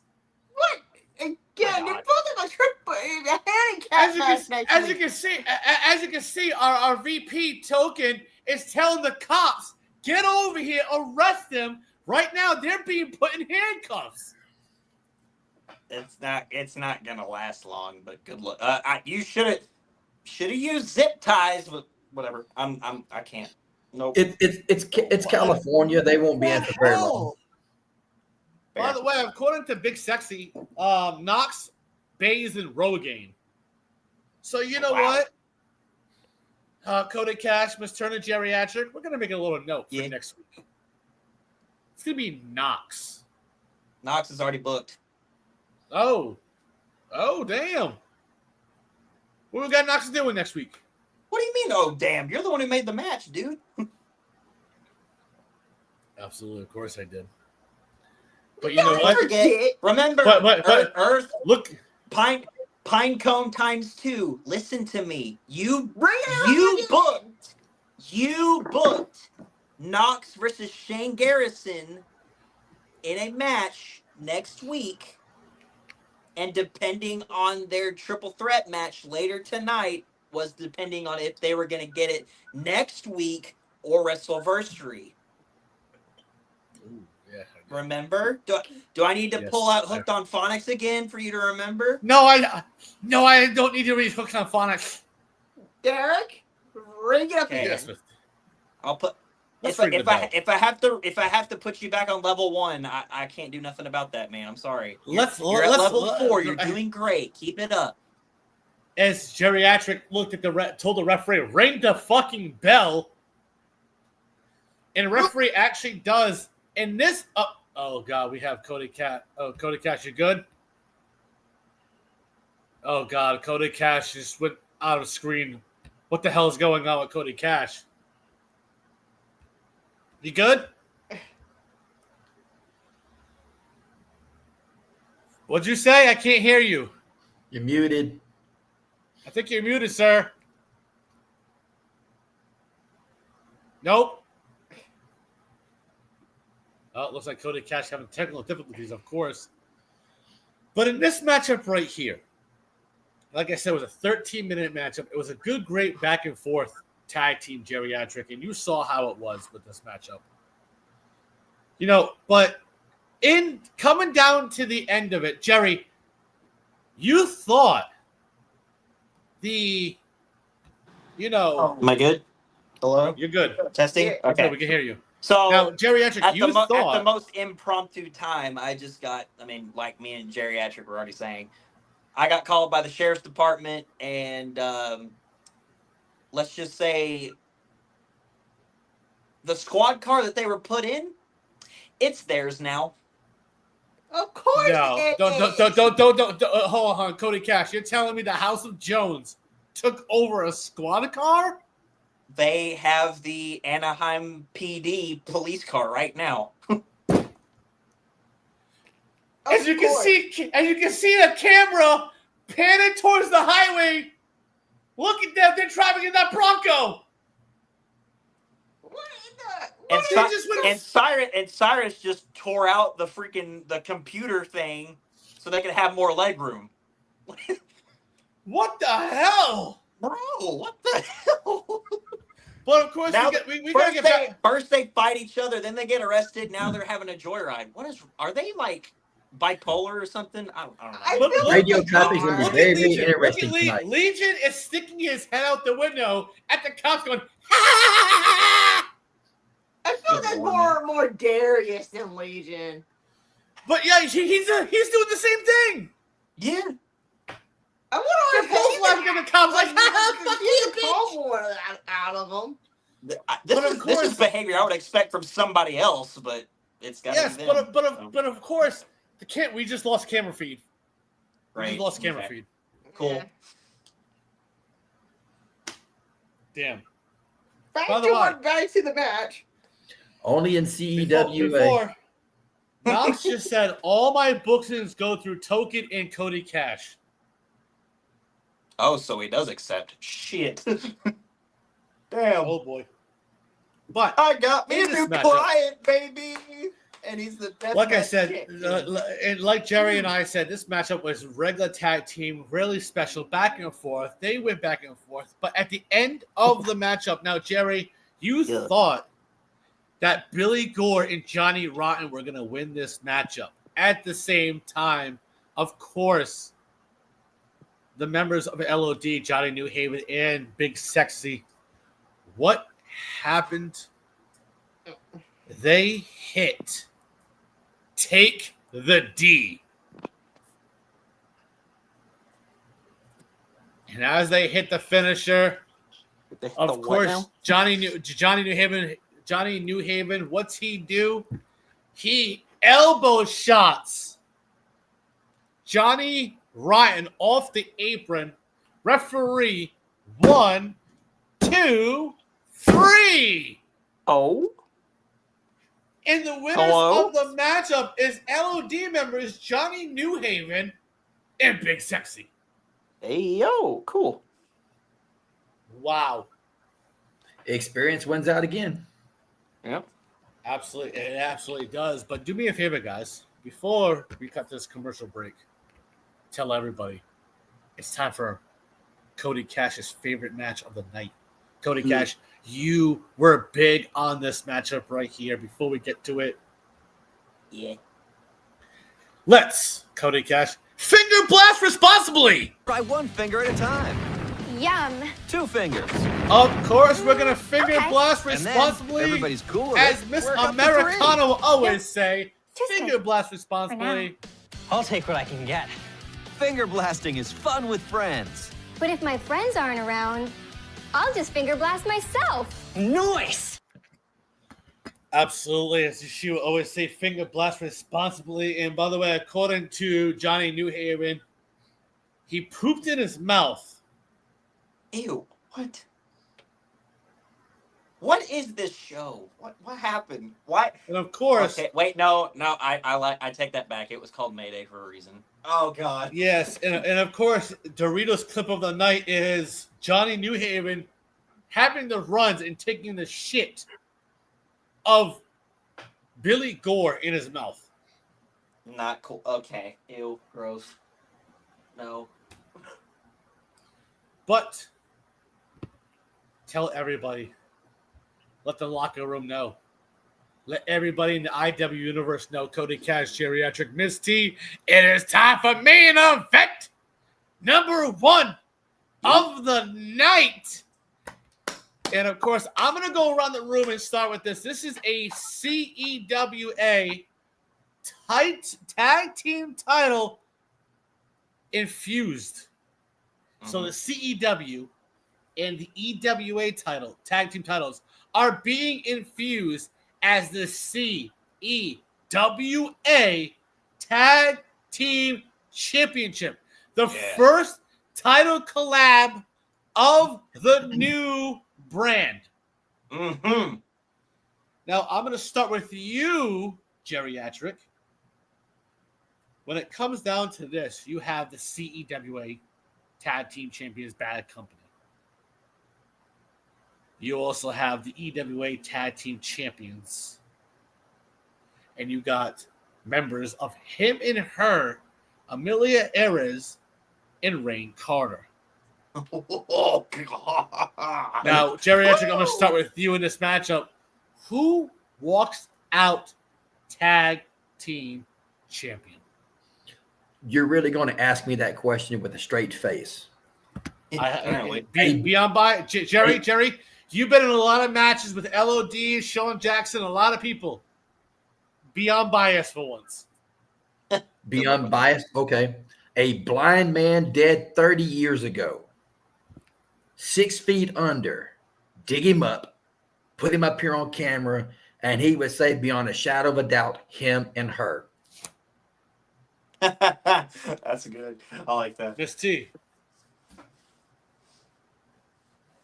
Sorry, I was dealing with something. I was gonna go with the brand new team that's probably running a rough shot right now. It feels like it is Amelia and him, Rain Carter, because the reputation of those individuals at hand is scary. It's very scary. They are brother sister for a reason. And don't forget, Rain Carter, a former IW World Champion. Yep.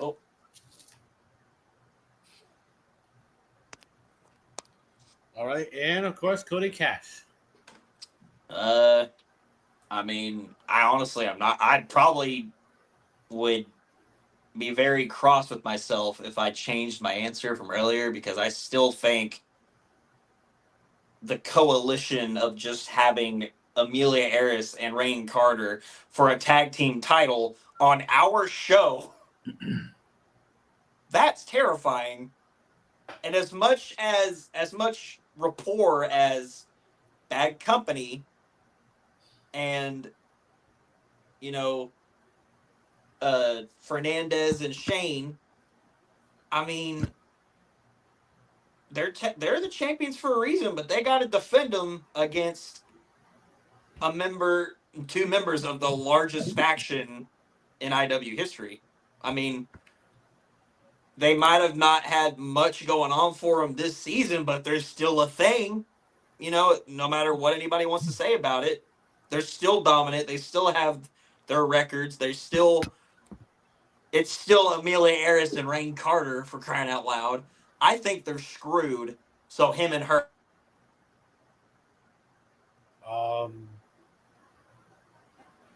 Him and her what? Oh, I can finish that one. Him and her all the way. Okay, obviously he's going him and her, of course. By the way, according to Amelia Eris, we murdered them live promo. I tell you what, if you want to make this close, I mean, if you want to give all the other teams a chance, take 12 18-wheelers, run over completely Amelia Eris and Rain Carter, drag them to the bottom of the ocean, let them implode, take them all the way up into space and let them freeze to death. I mean, do everything in the world humanly possible that you can to these two individuals. Bury them for 45 years, dig them up, and then bring them to the ring. They'll still win. Yeah. Absolutely indeed. Now, Phoenix Jackson, same question goes for you for this matchup. Who and why? The other two tag teams have no chance in hell. It's Amelia and Rain. And them two know each other more than you and I know each other there, Derek. I mean, they're like Phoenix this. Jackson, Phoenix, we know each other pretty well. We had to take over CEW. But I'm talking about they're closer than we are, I'm saying. No, we're pretty close when it comes to the management position. But when it comes to actual talent, they are definitely close. Exactly. I think they have experience too, though. Yes, but let's get to this next matchup right here. This main event number 1, CEW Triple Threat Tag Team Championship. Now, mind you, guys, everybody here in IW, Amelia Eris never lost her rematch spot. She had definitely taken some time out. Yeah. And what did she do? She found herself a new tag team partner. And in this matchup was 20 fucking minutes. In the first 5 minutes, of course, Bad Company took charge. That's Dante Hardcore and Great Divine. Mm-hmm. Okay? They took charge in this matchup. Then the next 5 minutes, what happens? The EWA Tag Team Champions, which is Shane Garrison and Jack Saban, they took charge for the next 5 minutes. And of course, him and her, what they do, they took charge for the last 5 minutes. They took over. Yeah, they definitely took over. Coming down to the end of the matchup, all 3 tag teams were in the middle in the ring fighting each other. Darryl Saban hit the Prince of Puerto Rico right on not Dante Hardcore, of course, on Rain Carter. Didn't even phase the dude either. It did not. Dude took it like because a champ. He was like, really? As soon as that happened, Amelia and Rain Carter took care of Bad Company. And what happened? They hit the him and her tag team finisher. And of course, they pinned Shane Garrison double a 1, a 2, and that good old 3. Yes! And new IW, mind you, the CEWA Tag Team Champions. God, that's is awful. Him and her, Rain Carter and Amelia Eris. Congratulations. Hell yeah. And might I say those fused titles look gorgeous. Of course, hold on a minute if you guys don't mind me doing. If you guys give me a second, please. Okay. I don't trust this. I'm scared. Now, you two have just won the combined titles, so I would like the CEW and the EWA Tag Team Champions, please, if you don't mind. Thank you. And I'm going to give you both Ray Carter and Amelia Ayres present you with the brand new CEWA Tag Team Championship. Yes, and here you go. You've earned it. Congratulations. And I look forward to seeing both of you in what you do here in CEWA. Thank you. This tag team division is about to be crazy. What? There's gonna be a lot of tag teams running out of here. And of course, as you can see, they are hoisting up those titles. And Ray Carter grabs a microphone. Oh. And goes, ladies and gentlemen, the him and her of the tag team division. I don't care where you're from. You want a shot at these titles? You come over here. Oh, Ray Carter issuing an open challenge, guys. Mm-hmm. That's how it's done, baby. That means Grime, the Coxman, LOD, Revelation can come here to CEWA and face for those tag team titles. But you know what? Speaking of Revelation, do me a favor, Cody Cash, Miss T, Phoenix Jackson, and Geriatric. I need you to tell the locker room to get out here. It is finally time. Finally time for the main event of the evening. I'm going to start with you, Geriatric. When it comes to Sean Jackson, the champion, taking on the challenger, Disciple, who and why? Get ready for another unbiased opinion because I love these opinions. Disciple, decisively. Oh, shit. Yeah, there you go. Damn.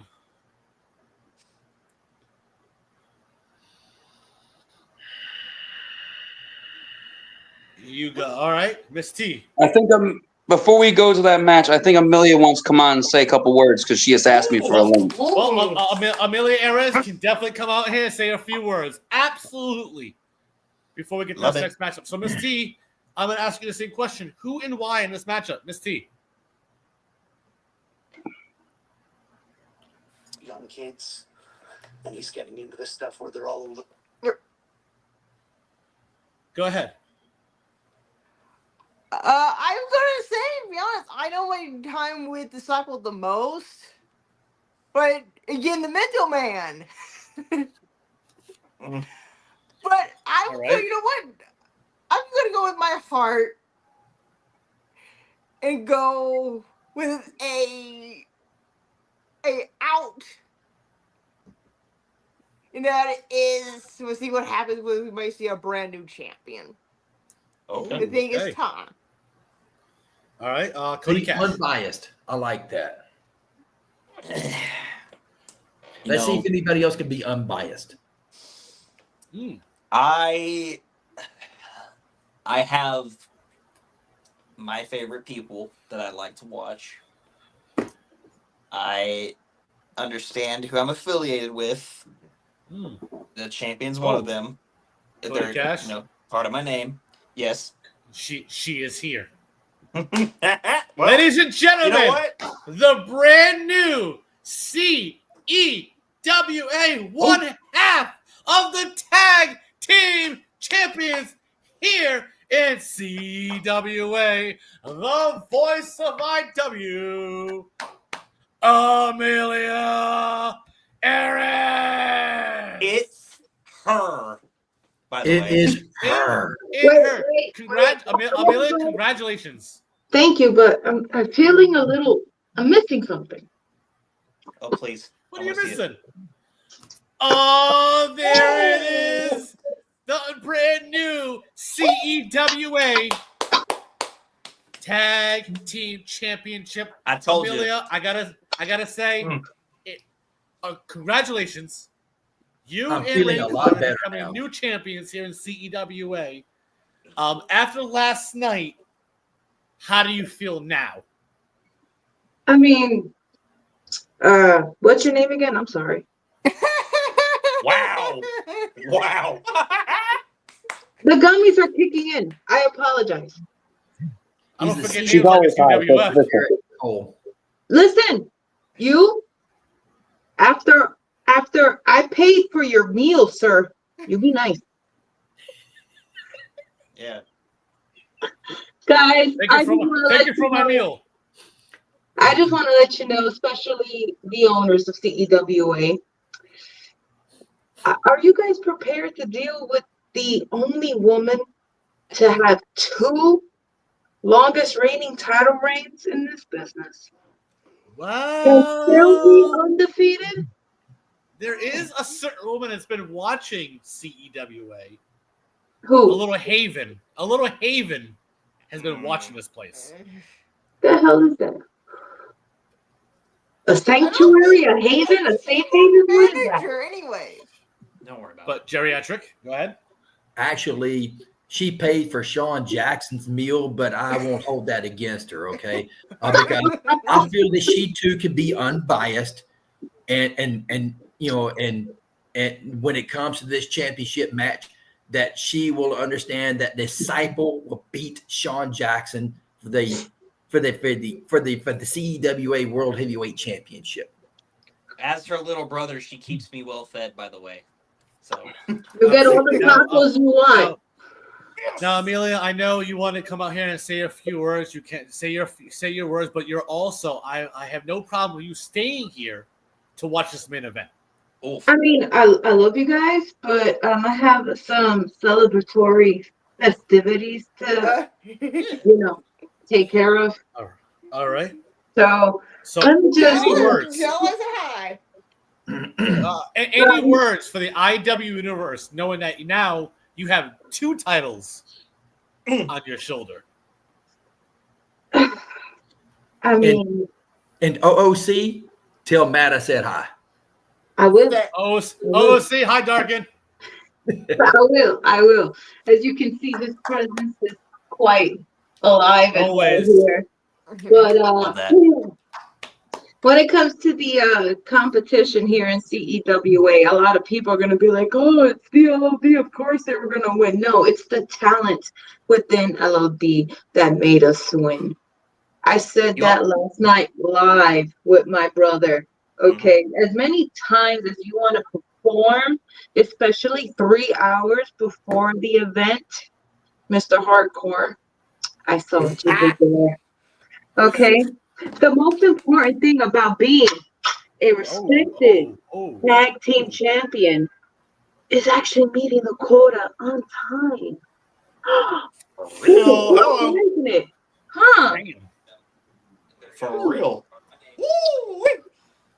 So, Derek, line them up. Give us a little hat with numbers, and me and my brother will happily. Well, knowing that you're now CEWA Tag Team Champions, I have already stated anybody from IW can come here to face you and Rain Carter. It don't matter what tag team it is. And I know you and Rain Carter love competition. We just love so I know you won't care if anybody comes face you.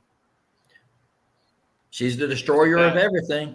Exactly. That is exactly right. Why do you think I got the name that I get? Excuse me, I will say talking, so stop talking for a second. Why do you think I got called the destroyer of everything? Why do you think people were so miserable when me and my best friend held those titles for such a long time. We got bored and dropped them in the middle of the ring. Okay? Do you really think I have any form of fear in me, any form of doubt that me and my brother Rain Carter are actually going to defend these titles successfully and maintain that streak? Really? Do you have any doubt? I want to hear it. I really do. Ladies and gentlemen of CEWA, I just want to make it known that the Legion of Doom is here. And moving forward, all your nightmares will always be in the Suicide Forest. Absolutely. And I will say it right now. Amelia Ares is the real goddess of IW. Nobody else. And I don't have Parvo. No, you don't have Parvo. Do you want $20 to stay blessed? No. I want a bag lunch though. You got that? I do. No, I make sure you actually have money for real shit. Oh no, I got paid yesterday. Of course I do. Of course. But by the way, Miss Ares, Haven just threw the eyes at you. Oh fuck. Who is this person? Is it a him? Is it a her? Is it a it? Ask Cody over here. He knows all the Cody details Cash of is the Haven. only one who really knows who she is. Terrifyingly, yes. So Haven is the one that I've told you about that I call Lady Judgment because she freaks the hell out of me. She's the one that's been following your favorite devil boy around this whole time. Oh, don't worry. I'll come. Oh, don't worry. I will come for her, and she will gladly be a part of the goddess's realm of reality. Now, I wanted to ask you, Miss Aris. One, congratulations on your marriage. Thank you again. Congratulations on being the new tag team champion here in CEWA. Now, my question to you is, besides going like this, my question to you is, what do you expect to accomplish as the new merged CEWA tag team champion, and how do you feel about the merge happening? Well, I'm not gonna lie, I'm kind of glad the merge did happen in a way because it consolidated a lot of competitors and it made work a lot easier. When it comes to the competition and the future of CEWA, in EWA, I left a mark that has yet to be broken. And in CWA, me and my brother are going to continue that mark moving forward. And I will be known as the only female competitor to have 2 longest reigning tag team title runs. I love hearing that. I love having what you guys say. Now, Miss Aries, would you like to stay for this main event? Actually, I can't. I got tacos that I got to send to my brother, and I got tacos to send to Geriatric because, I think I like him, but I prefer Sean Jackson more. And I got some celebratory things to do at the cemetery gates, if you know what I mean. All right. Another world champion with class. You've had Nick White here with class because, hey, let's face it, I don't care what he says, he hates Sean Jackson. Amelia Eris Graves, another world champion with class because, hey, she prefers me to Sean Jackson. The only thing that would make this night even better is for Disciple to just take that championship away.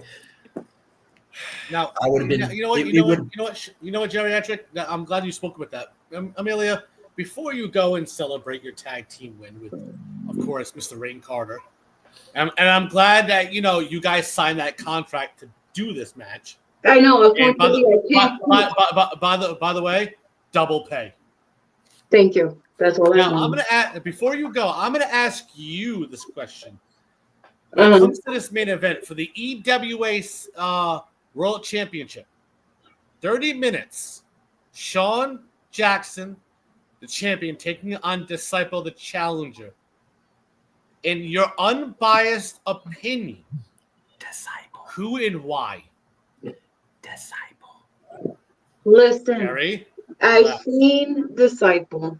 I've seen his work, and he's improved tremendously. But I have to give it when it comes to Rain Carter. I mean, sorry, I'm still thinking about the match that we had because we got gold. Thinking about Sean Jackson and his history and his knowledge and his wisdom, I kind of see him taking the W here tonight. All right. Well, Amelia Eris, thank you for your opinion as always. Again, congratulations on being the new CEWA Tag Team Champion. And I will see you at the championship party. I'll think about it. We'll see if I can walk afterwards.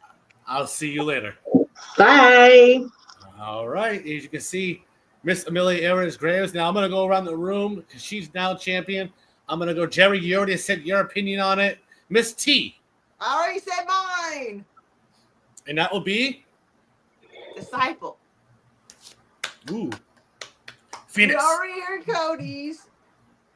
That's just me that hasn't said anything yet. I don't know if Cody said his yet. Unbiased. Be unbiased. Be Here's the thing. Unbiased. Here's the thing. Be unbiased. I am a grateful. But I am a professional. The last name with him doesn't mean I'm a professional. I am a professional. All right. I do like Sean Jackson. But I've seen what Disciple can do. I've been in matches with Disciple. So this can go either way. But I got to give it to Disciple. All right. And, of course, Cody Cash. I already gave my opinion. Let's just do this freaking match already. Jesus. All right. You're stalling too much, man. Come on. Let's get carried away with this matchup. As you can see, the music of Disciple hits first. And as he's doing his taunting, the music of Sean Jackson hits. He's not giving a shit. As he walks by Disciple and bumps his shoulder. As you see Disciple like looking at him like, yo, okay. So as they're both in the ring, as the announcer does, and of course the announcer announces, as you can see, she announces, and in this matchup, the former Open Challenge champion, the former tag team champion, Disciple. And listen to this crowd. They're going, Disciple.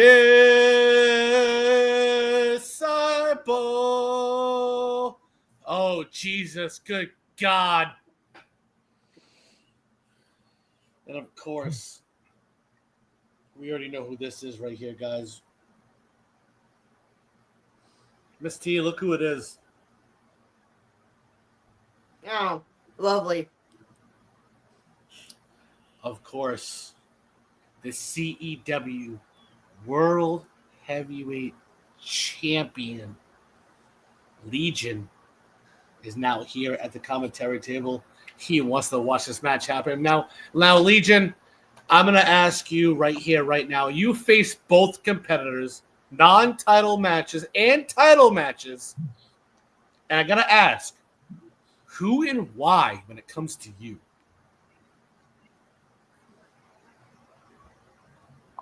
Disciple and I have history.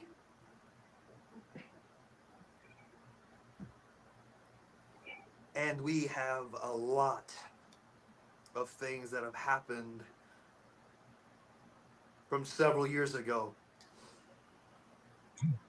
He one time claimed that I didn't have what it took anymore, that I wasn't the same Legion as I used to be. And whether or not he beat me, I proved him wrong. Now, when it comes to the other one, Nothing would be more ungrateful to me than still seeing that old decrepit man walking around with a title I know I could take from him. Thank you. Damn. And if he survives tonight, I will.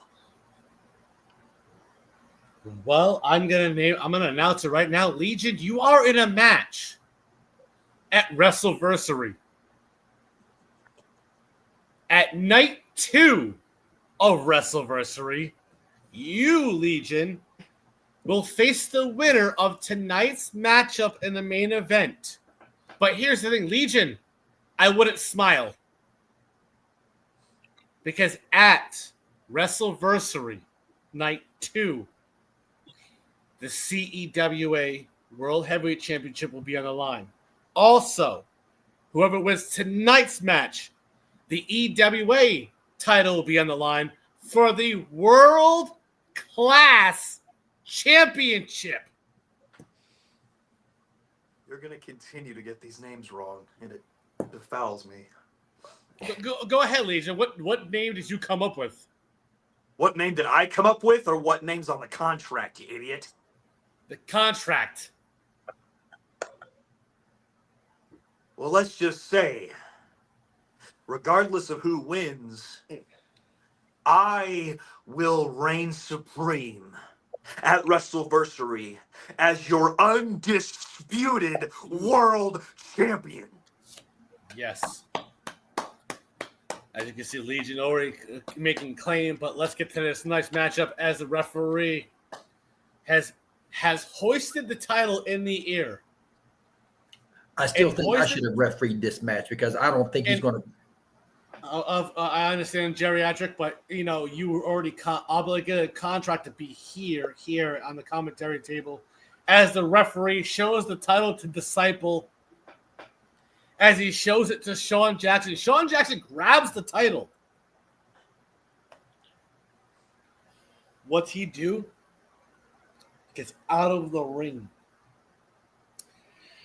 Just takes his title and puts it in the face of Legion. Arrogant prick. And of course, Legion over here takes that same title and puts it in his face.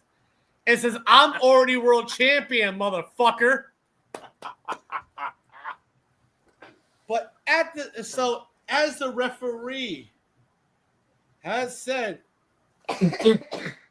and rings the bell. And of course, the referee rings the bell. Of course, you can see Disciple and the mental man Sean Jackson standing in the middle of the ring, facing each other. And Sean Jackson pushes Disciple. And of course, Disciple bounces off the ropes and hits a big boot right onto Sean Jackson. 1, 2, kick out. Slow count. And Disciple takes Sean Jackson, throws him out of the ring, but Miss Turner, of course, trying to get a closer look on this matchup right here. Now, Miss Turner, I understand trying to get a closer matchup, but I think you should sit down and just really watch this matchup happen because if you do, Legion is going to come after you. So I wouldn't get involved, Miss Turner. My knee is acting up. I listen. I told you to get the surgery. You didn't want to listen. You're giving me a cheap doctor. I gave you Dr. Andrews. Not my fault you didn't want to use him. Cheap doctor for a worthless soul. What can you do? She went to Dr. Booger. Of course she did. But anyways, right in the beginning of the matchup, like I said, these two are staring each other down. And when Sean Jackson pushed Disciple, and Disciple came back with an elbow to the face. And of course, the referee, he can't do anything because Disciple starts stomping away on Sean Jackson. He starts beating him down for the next several minutes. Now, of course, as you can see, Sean Jackson beating down Disciple. Sorry, Disciple beating down Sean Jackson. My apologies. As you can see, Disciple comes out of the ring and gets in the face of Legion over here. Of course she shows and up. just goes like this to him. Keep your attention on the damn match. Flips him the bird. But when he did that, he doesn't see Sean Jackson jump off the top rope and does a cane clothesline.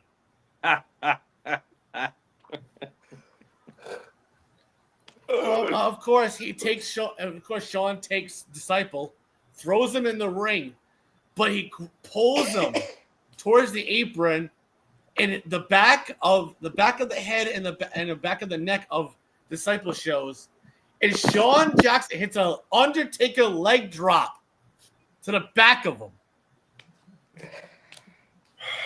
Idiots. And of course, what does Sean Jackson do? He sits on that apron and he's clapping like this, giving himself a round of applause like he's Tommaso Ciampa. Which he's not. But as he's doing that, right behind us, you can see the crowd yelling at Sean Jackson. And Disciple runs through the middle of the ropes, grabs the head of Sean, and hits a tornado DDT on the outside. And of course, Sean hypes up the crowd. The crowd is going nuts right now. They're already chanting, "This is awesome. This is awesome." Now, Miss T, what do you think of this match so far? They're proving why they want the title so damn much. And also knowing that, again, Legion's out here, knowing the other prize that might be at the hand at WrestleVersary. Imagine me being in their head already. Absolutely, indeed. But, for the next several minutes, of course, the mental man, Sean Jackson, took advantage of a non-looking Disciple at the referee. And, of course, what does the mental man, Sean Jackson, do? Hits an inverted DDT like he's Sting. 1, kick out 1.5. For the next several minutes, the mental man, Sean Jackson, as you can see, Legion walking away towards that ring. And Sean Jackson hits a suicide dive, but Legion moved out of the way. And Sean Jackson hits the ground head first. But of course, Legion goes towards the front of our announce table. It hits the Legion's lecture on Sean Jackson. If the referee didn't see it. Because the referee was too busy looking at Disciple taking off the top. That's what you get for having inept referees. But as Sean Jackson is not looking, Legion runs over and punts Sean Jackson in the head. What the fuck? As Legion took Sean Jackson, threw him back in the ring, and tells Disciple, cover him. As Legion comes back to the commentary table,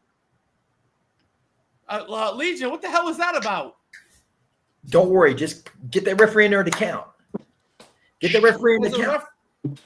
As the referee goes for the count, actually, 1, 2, but Sean Jackson puts his foot on the rope.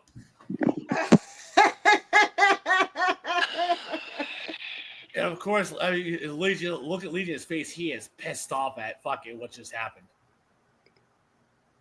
So the next several minutes, teach your referees to count to 3, 3, 3, 1. Of 2, course, what 3. Of course, what happens?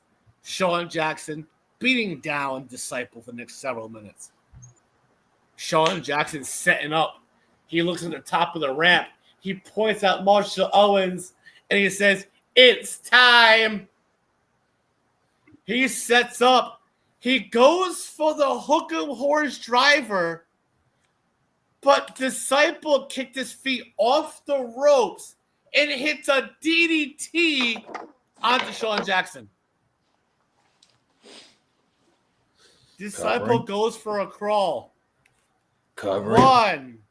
Come on. Count. 2. Count. Kick out by Sean Jackson. 3. 1, 2, 3. Teach him to. Of course, Disciple, for the next several minutes, goes on the attack some more on Sean Jackson. He's going to knock this. Jackson, he's going to knock this. I know it. Of course, Disciple, what's he do? He's telling him, get up, come on. Hits an edge spear. 1, 2.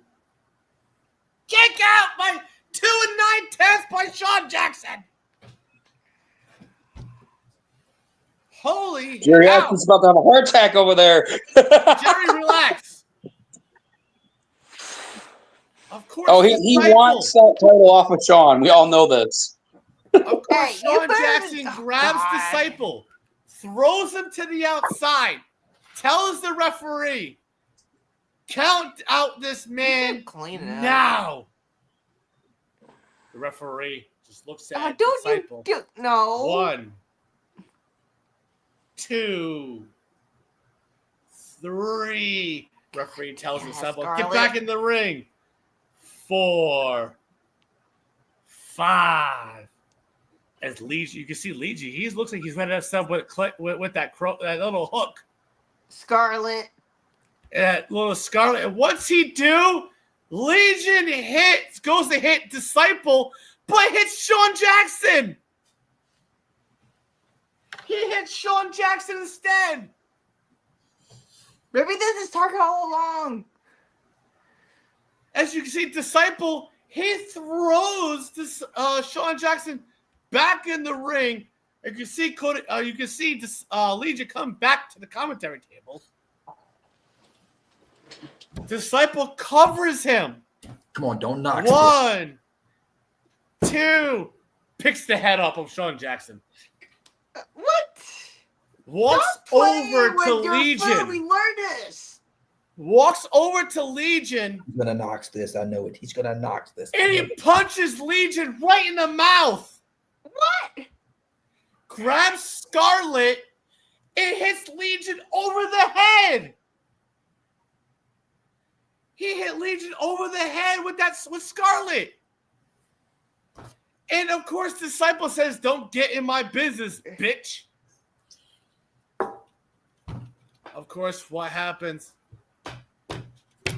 Of course, Disciple goes in the ring, goes for his finisher, but Sean Jackson hits the hook 'em horse driver.